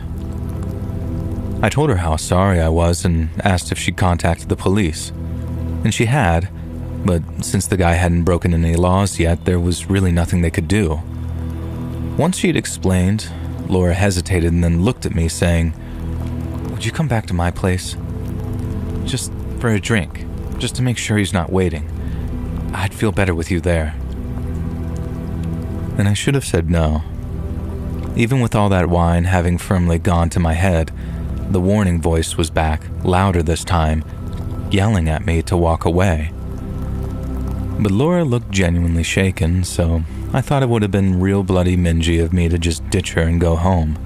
Plus, I'll admit that I wasn't quite ready to end the night just yet, and a few more drinks at her place sounded perfect. After I agreed, Laura gave me a relieved smile and then we called a taxi. We asked the waiter if we could wait inside for the cab, and since we'd spent nearly 200 quid, he gave us some leeway. About 10 minutes later, a black carrier pulled up, just a plain van with tinted passenger windows, and then as we walked outside, the driver slid the larger passenger door open with a smile. He told us the people carrier was the only free car that they had left, but promised no extra charge for the larger vehicle. I thanked him for the consideration and then followed Laura into the middle row of seating before he slid the door closed behind us. We carried on chatting as the driver got the people carrier moving, and I remember how Laura leaned into me as we made small talk. Her arm brushed against mine, I let it happen, and felt the familiar rush of a date having gone well. I felt relaxed but excited at the same time, with the wine making everything soft around the edges. And then I heard it. It was a sound coming from the seat behind me. A soft rustle like someone moving. And I turned my head, but before I could see it, something snapped around my neck and then pulled so tight it bit into my skin. I grabbed at it, my fingers scrabbling, my lungs seizing up, and my vision absolutely was swimming, and then blurred, and that's when everything went dark. I woke up coughing, my throat burning, and as I tried to speak, I realized my mouth was stuffed with a rag that tasted like oil and sweat. I tried to open my eyes, but I couldn't. A blindfold pressed against them, tied so tight that it dug into my temples. I then tried to move my arms and legs, but found my wrists and ankles had been bound with plastic zip ties that cut off the circulation. I felt the panic wash over me. I thrashed and kicked, trying to scream through that gag, but a voice, very low and gravelly from what I remember, suddenly ground from behind me. "Move again, and you're dead." I kept fighting, jerking my shoulders and twisting my wrists until the ties felt like they were slicing into my skin. And then suddenly, the pressure around my throat returned. I gasped for air, but nothing filled my lungs, and then I remember seeing those white sparks in the darkness behind my blindfold, as Laura's voice suddenly cut through the background noise. "Stop fighting it, Sean," she said, calm. "It'll hurt less if you just let it happen." And her words hit me like a punch in the gut. My brain was stalling, refusing to connect the dots for a second before it finally hit me. Laura. Laura was doing this to me. I stopped fighting, not because I wanted to, but because if I had any shot at surviving, I had to wait, and I had to think. I then remember slumping back into the seat, breathing hard through my nose and just sort of listening. The van rumbled on forever. Every bump jolted my spine, every turn made my stomach turn, and I tried to count the minutes, to listen out for anything that might give me a clue as to who'd taken me or where I'd been taken, but fear was absolutely scrambling my brain. My hands went numb from the ties being so tight, and the gag kept me from swallowing right, meaning spit pulled in my throat and made me gag every so often as well. Laura didn't say another word, and no one did. There was just the low hum of the engine and the outside traffic, and then the occasional sound of the man behind me clearing his throat. When the van stopped, the door next to me slid open and I suddenly felt 2 pairs of gloved hands wrench me from my seat. They dragged me out, my bare feet hitting the gravel that stabbed into my soles, and I stumbled, but they didn't let me fall as 2 of them, maybe 3, kept on dragging me forward. The gravel turned into grass, and then I heard twigs snapping and the air changed. It felt damp and heavy. I could smell pine and dirt and a faint trace of smoke. My legs shook, but the men kept dragging me along. One of them had his thumb dug into the flesh just above my collarbone, and I think it was one of those pressure point holds I've heard about, but my God, I didn't know anything could hurt so much. I was dragged for 10, maybe 15 minutes, and then suddenly we stopped. Grass brushed my feet again, and dead silence filled the air. There was no breeze, no birds, just the sound of my own ragged breaths. And I stood still for a few moments, and then all of a sudden, they began lifting me into the air. My stomach dropped as I went airborne, and then I felt wood under my feet as they set me on some kind of platform. It creaked under my weight as they shoved me back against a pole, rough and splintered, and tied me to it with ropes that scraped against my skin. Then came the knives. I felt cold metal sliding against my chest, and I began to scream against the gag again. I thought they were going to cut my heart out or something, but then suddenly, I heard the sound of fabric tearing as they cut my shirt away. The jeans went next, and I felt a cold sting that made me flinch as a blade nicked my thigh. They didn't stop until I was completely naked, and I could feel the night air on almost every inch of my skin. Then I started to hear the sound of something clacking below me. It sounded like wood, shifting and stacking, heavy objects hitting the ground as men grunted and strained. After that, my gag was pulled out, and the blindfold was removed. My eyes watered, adjusting to the bright light of flaming torches, and that's when I saw where I was. My knees buckled. I was in some kind of clearing, one that looked as if it were deep in the forest, and to my absolute, horrified disbelief, I saw I was surrounded by a crowd of figures in hooded robes. Faces were hidden behind masks, smooth and featureless like these blank slates, and some held torches, the flames spitting and crackling as they cast jagged shadows across the trees. The men beneath me, the ones I'd been dragged by, appeared to be wearing tactical gear. They wore black uniforms, masks, and had guns holstered on their hips as they stacked wood under the platform. Suddenly, one of them appeared holding a hefty-looking jerry can. He walked up to the stack of wood beneath me, tipped it up, and then started pouring petrol all over it. It soaked the wood. As the sharp chemical stench hit my nose almost immediately, another can followed, and then a third. That disgusting-smelling liquid glugging out as it soaked the pile of logs and sticks, and it was like some waking nightmare that I was in. I tried to shout, but my voice cracked and was barely audible. I could hardly get any words out, but still I begged them to stop as the fumes started to irritate my nose and face and throat. The men in black uniforms didn't even look up. They just carried on with what they were doing. I pulled at the ropes, the pole digging into my back, but I couldn't move. The petrol kept flowing, the pile beneath me growing dark and slick, and the smell so thick in the air that I could actually taste it. A figure stepped forward from the crowd holding one of those flaming torches above their head. The others silently parted, watching reverently as the figure advanced. Their robes and the way they moved gave the impression that they were gliding towards me. They wore a hood like the rest, but their mask was different. It was dark, almost slate-colored, but unlike the others, it was decorated with strange pale symbols I didn't recognize. And just after stepping away from the crowd, he stopped, turned, and then began to address them in a language I didn't understand. And I'm not daft either. I know the likes of French, Spanish, or German when I hear them, and I'm a big fan of Korean horror and old Hong Kong action movies. I'm no language expert, but I've got a good ear for them, and this sounded like nothing I've ever heard before. The words rolled out, sharp and rhythmic, and every so often the crowd responded in short, barking chants that echoed through the trees. And once they'd finished speaking, the masked figure turned to me, then raised the flaming torch high above their head.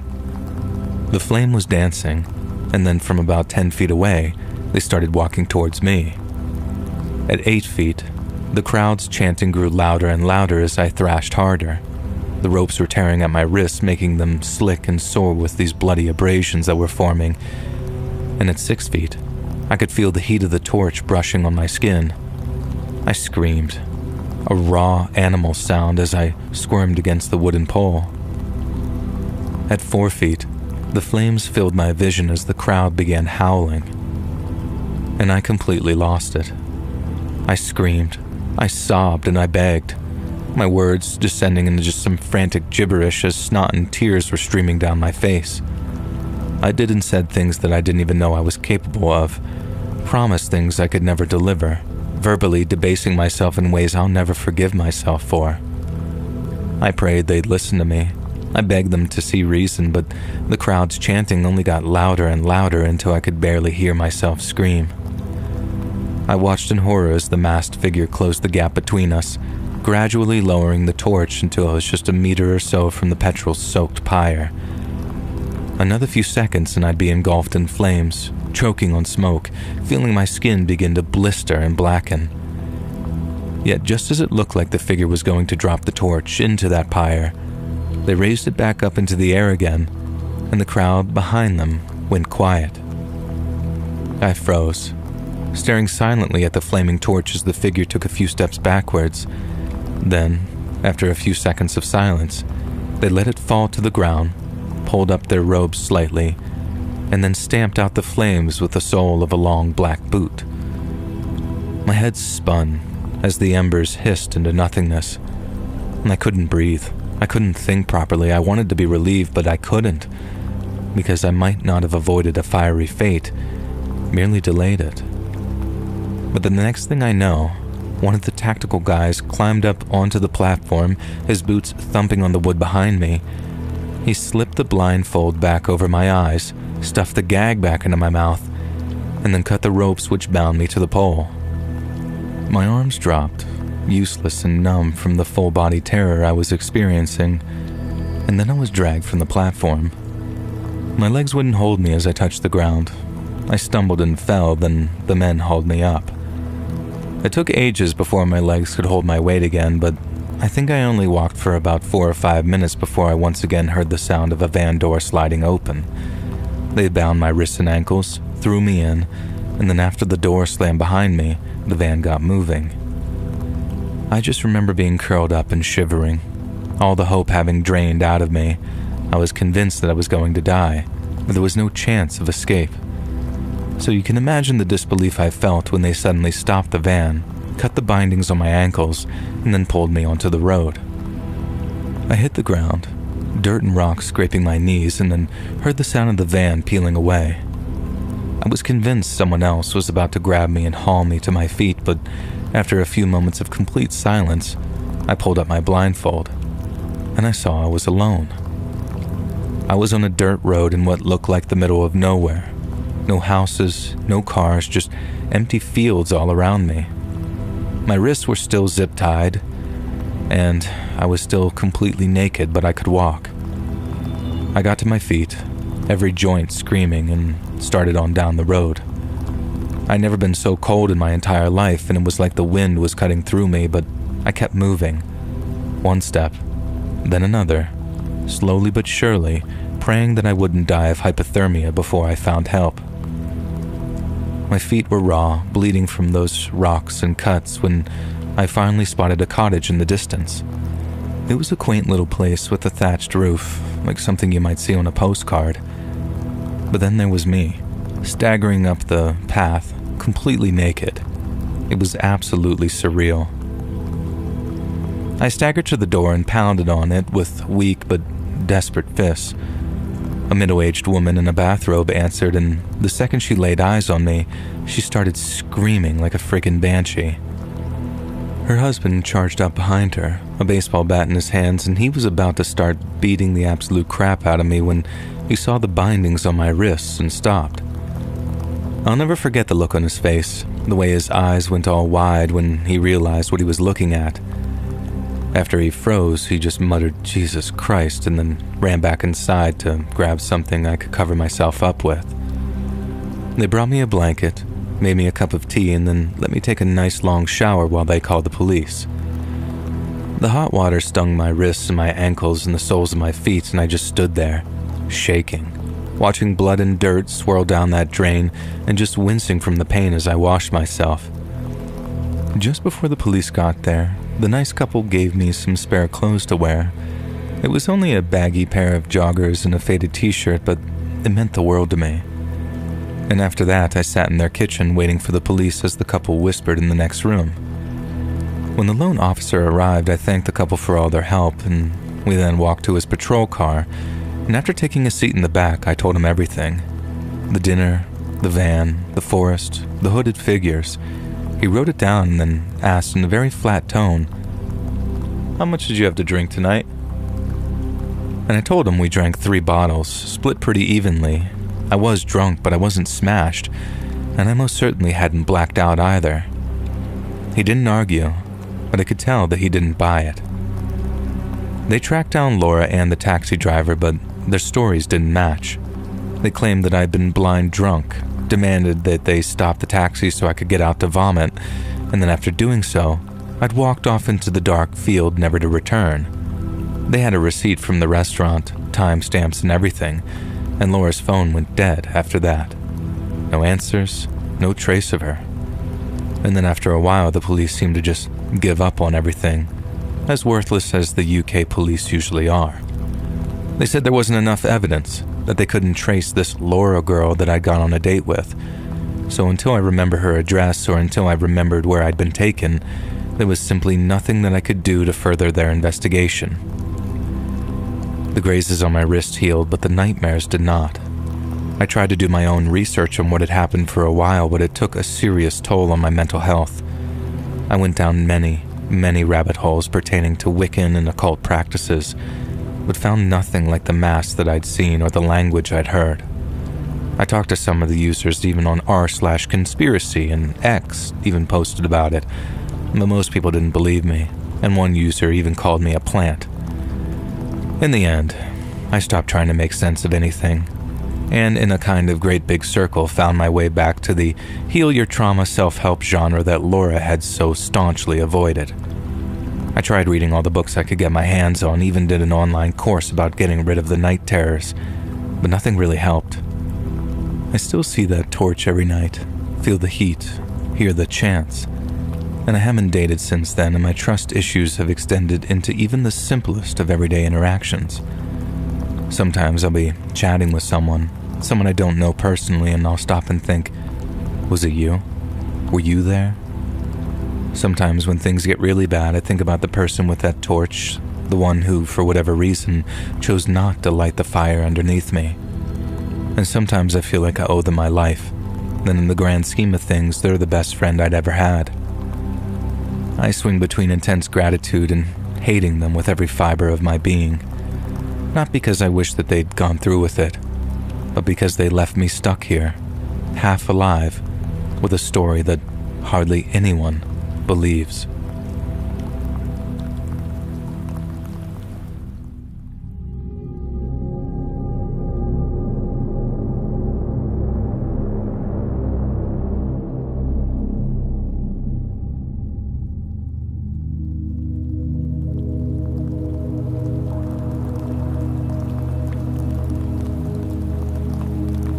A few years back, me and a few very close friends went on a camping trip.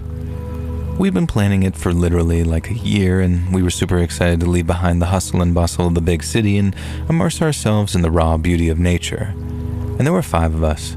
Myself, Rachel, a 23-year-old female, Rob, Jenna, Jay, and Dave. And having spent all of our high school years together, we were a close-knit group, and for me personally, the trip seemed like it was going to be the highlight of our year. But I don't think I've ever been more wrong. Our packs were hanging low with the weight of our supplies, but our spirits were high as we set out from the trailhead. The weather was fine, and we moved at a steady pace as the trail wound through the woods, climbing pretty gently at first and then dripping into these shallow ravines before rising back up again. We laughed and joked as we went, and it felt good to be out there, away from the screens and schedules with nothing but each other and the promise of a campfire cookout ahead. By late afternoon, we'd covered a good distance, and since we weren't planning on setting up camp for another couple of hours, we decided to stop for a break in a small clearing nestled beneath this low rise. And the spot felt sheltered, almost cozy, so we dropped our packs and sprawled out on the ground, pulling out sandwiches and water bottles. Apart from the rustle of leaves and the occasional call of a distant bird, the forest was really quiet, and it was like this moment of stillness that made me feel like we were in a special place, and at a special time. But it turns out that I was right, just for all the wrong reasons. And after a few minutes, Dave stood up, brushed off his jeans, and then walked off into this corner of trees after saying that he had to take a leak. We barely glanced his way, too busy eating and stretching out our sore muscles. Now the seconds ticked by, and we talked a little among ourselves until this sudden and terrible sound just absolutely shattered the calm. It was a scream, raw and guttural, and it ripped through the air like a chainsaw in our ears. It was Dave, and it wasn't just a cry of surprise or pain. It was something very primal, something that reached into the deepest part of your brain and flipped every switch to absolute panic. We all scrambled to our feet and ran toward the sound, crashing through the brush as branches were snagging on our clothes, and we found Dave, 30 yards away, crumpled on the ground, hands clawing at his leg. Clamped around it was an old bear trap. Its rusted jaws snapped shut around his ankle. His screams had turned to gasps, and his face was pale and slick with sweat as he writhed in agony. Blood pooled beneath his leg, soaking into the dirt, and the sight of the jagged metal biting into his flesh made my stomach absolutely turn. Jenna dropped to her knees beside him, saying, oh God," with her hands flat and trembling like she didn't know what to do with them. And Rob swore under his breath, just pacing in a tight circle while Jay just stood frozen, staring at it. And I forced myself to look closer. And this trap looked ancient, with its old rusted chain anchored to a stake buried deep in the ground, and it must have been abandoned years ago, just left to rot there, until Dave's foot had found it. All of a sudden, Jay snapped out of his daze and knelt down beside Jenna. I've seen this before, he said. Old traps like this, there's a release mechanism, you just need to find it. And he ran his hand along the trap's edges. His fingers seemed to be trembling as Dave tried to stifle his whimpers, and his breathing was coming in these short, sharp bursts by then, and his blood was staining Jay's hands as he worked. And after what felt like an eternity, Jay finally found it. A rusted lever hidden beneath a layer of dirt. Hold him steady, he told us. Rob and I grabbed Dave's shoulders, pinning him down as he thrashed. Jenna gripped his hand, saying some reassurances that I'm not sure he could even hear, and Jay pressed down on the lever with both hands. The trap resisted for a moment and then it gave way. Its jaws then sprang apart, and Dave screamed again as the pressure released, his leg free but badly hurt. I looked, and quickly wished that I hadn't. The flesh was torn wide open, and the bone was visible beneath the mesh of mangled meat. We carried Dave back to the clearing as his screams just went down to whimpers, and Jenna dug through her pack and pulled out a first aid kit, wrapping his legs in bandages that soaked through almost instantly. Rob pulled out a pistol from his bag. He said he had it just in case, He held it low, scanning the trees as we planned our next move. The campsite plan was quickly abandoned, obviously. Dave needed a hospital and we were less than a day's hike from the car. We left most of our gear behind, taking only what we needed to move fast and then headed out. Jay and I supported Dave with his arms slung over our shoulders. Jenna carried the first aid kit and Dave took point with the gun as he led us back along the trail. The woods felt very different now. The peace was replaced by absolute terror. It had been transformed from this paradise into a living hell so fast that it was making my head spin. We made decent progress at first, with the adrenaline pushing us forward, and Dave was getting paler, his head lolling against my shoulder as he begged us to slow down, and the bandages were just completely covered in blood. It dripped onto the trail behind us, leaving a trail of its own. And we knew it was hurting him, but we had no choice but to keep going. And then just when we thought that things could not get any worse, they did. We were halfway to the car when it happened. This sharp crack split the air, and something whizzed past my head, close enough that I felt the rush of it.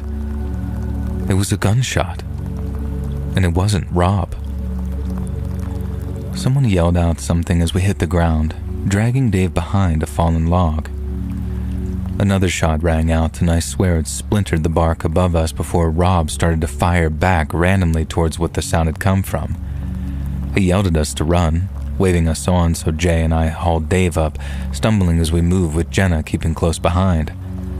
Rob kept shooting, trying to cover us as we ran. He was so brave, but I'll never forget how wide-eyed and terrified he looked as he kept peeking out from behind a tree, firing. The woods completely erupted into chaos. Shots came sporadically.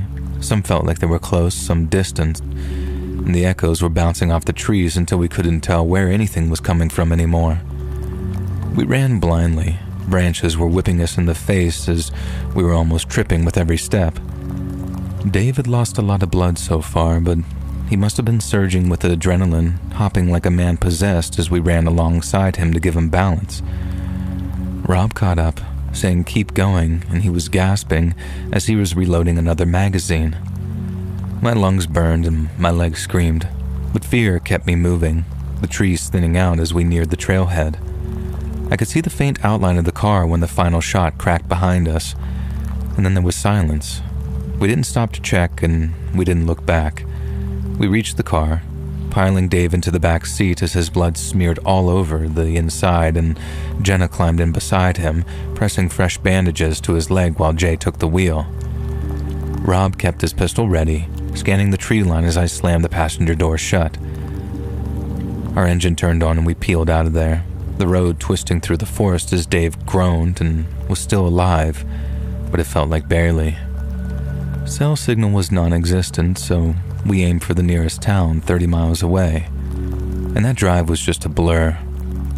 We talked to Dave to try and keep him awake, and he stayed responsive, but there was still a little voice in my head that I had to actively silence that kept telling me that he was going to die. We reached the hospital just after nightfall, screeching into the emergency room as doctors and nurses swarmed us. They took David away on a stretcher before we collapsed in the waiting room, exhausted and shaken, our clothes completely stained with blood and dirt. And hours later, a doctor came out. Dave wasn't going to die, she said, but his leg was a complete mess. He'd need surgery, maybe more than one, and there was a chance that he might never walk the same again. The police came next, 2 officers in uniforms who took our statements. We told them everything, from the trap to the gunfire, and they listened, making notes, and then asked about the shooter, but we had nothing to offer. We didn't see him at all, let alone his face, and we hadn't interacted with anyone either, so it wasn't like we could point the cops in the right direction of someone we'd pissed off. Someone had just come out of nowhere and started shooting. The cops promised to investigate, to check the woods for evidence, but their tone didn't suggest that they'd be particularly helpful. They said they'd look into it, and Dave's mom and dad called them many more times to ask for updates, but the investigation never went anywhere and the shooter's identity remains a mystery. But we never went back into those woods, obviously. The stuff that we left behind stayed there, like a little monument to the day that our adventure turned into a living nightmare. Dave recovered, and although he has a nasty scar, his rehabilitation went really well, and now you'd never guess that he almost lost his leg one time. We tried to talk about it a couple of times, late at night over some drinks, and the words always just left us, and the questions kind of just lingered. Who set the trap? And who fired those shots? But since we knew that we'd never get any answers to any of that, it's just sort of felt like speculating. It felt pointless. And none of us have ever really hiked since then either. The woods just don't feel inviting anymore, and the sound of Dave's screams still echo in my head sometimes. We survived, but something broke that day that won't heal like David's leg did. And I know for certain that he feels exactly the same way.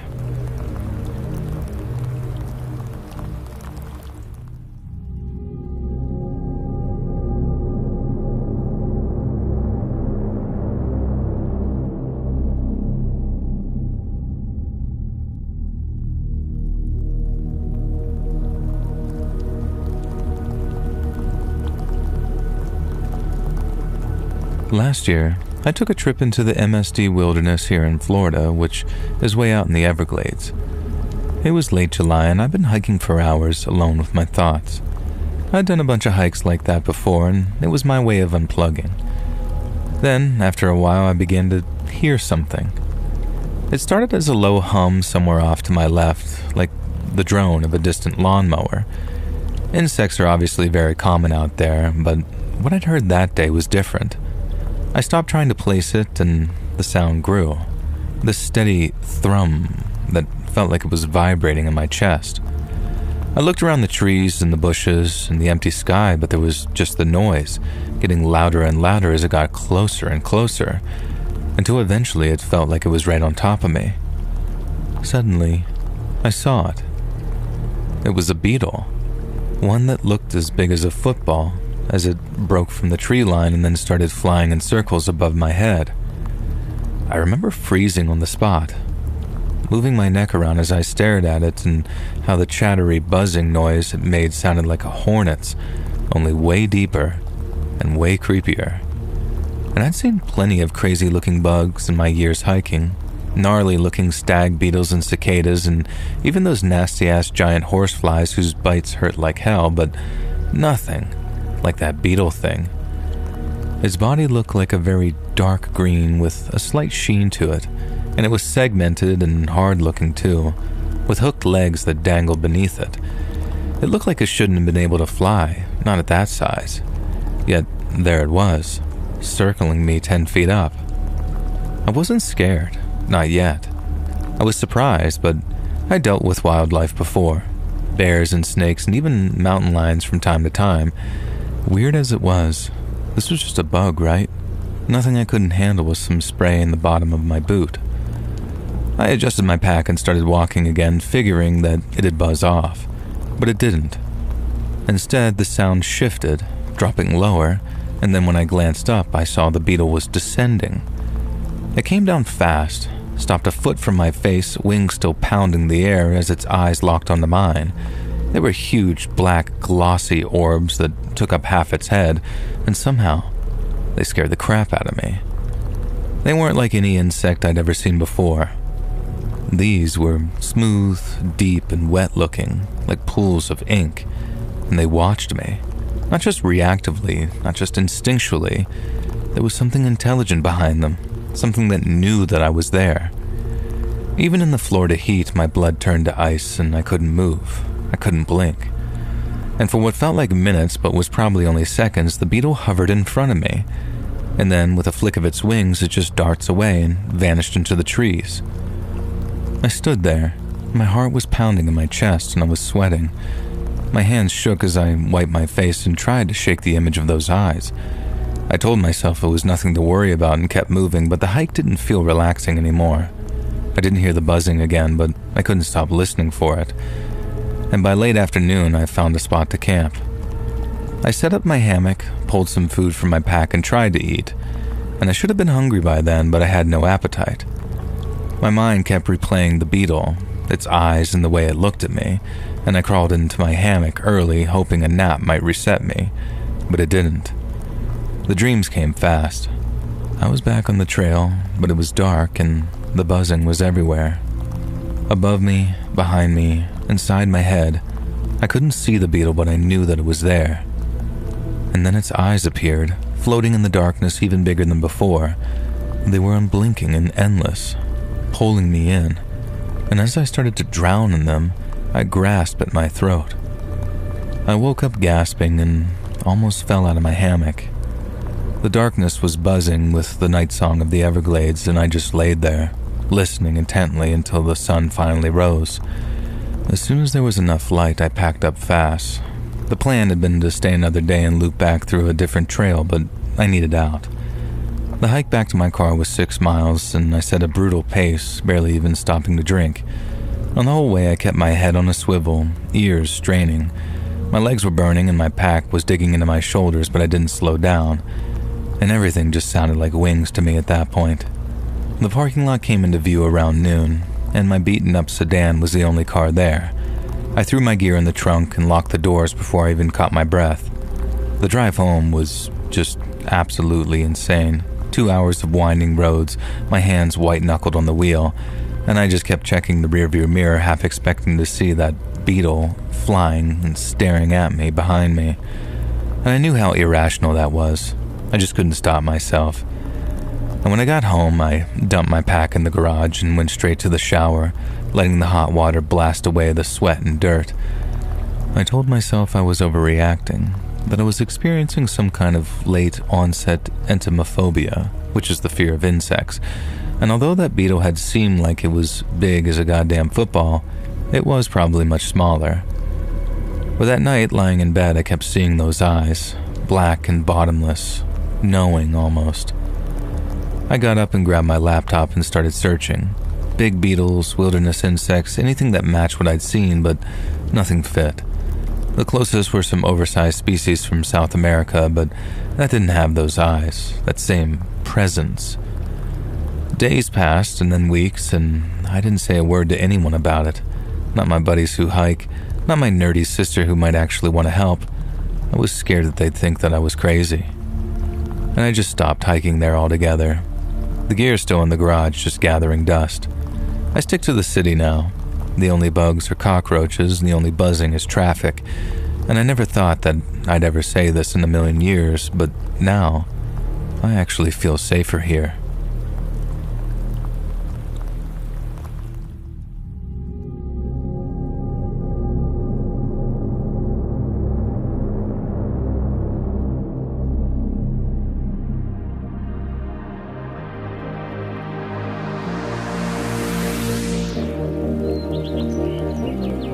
Hey friends, thanks for listening.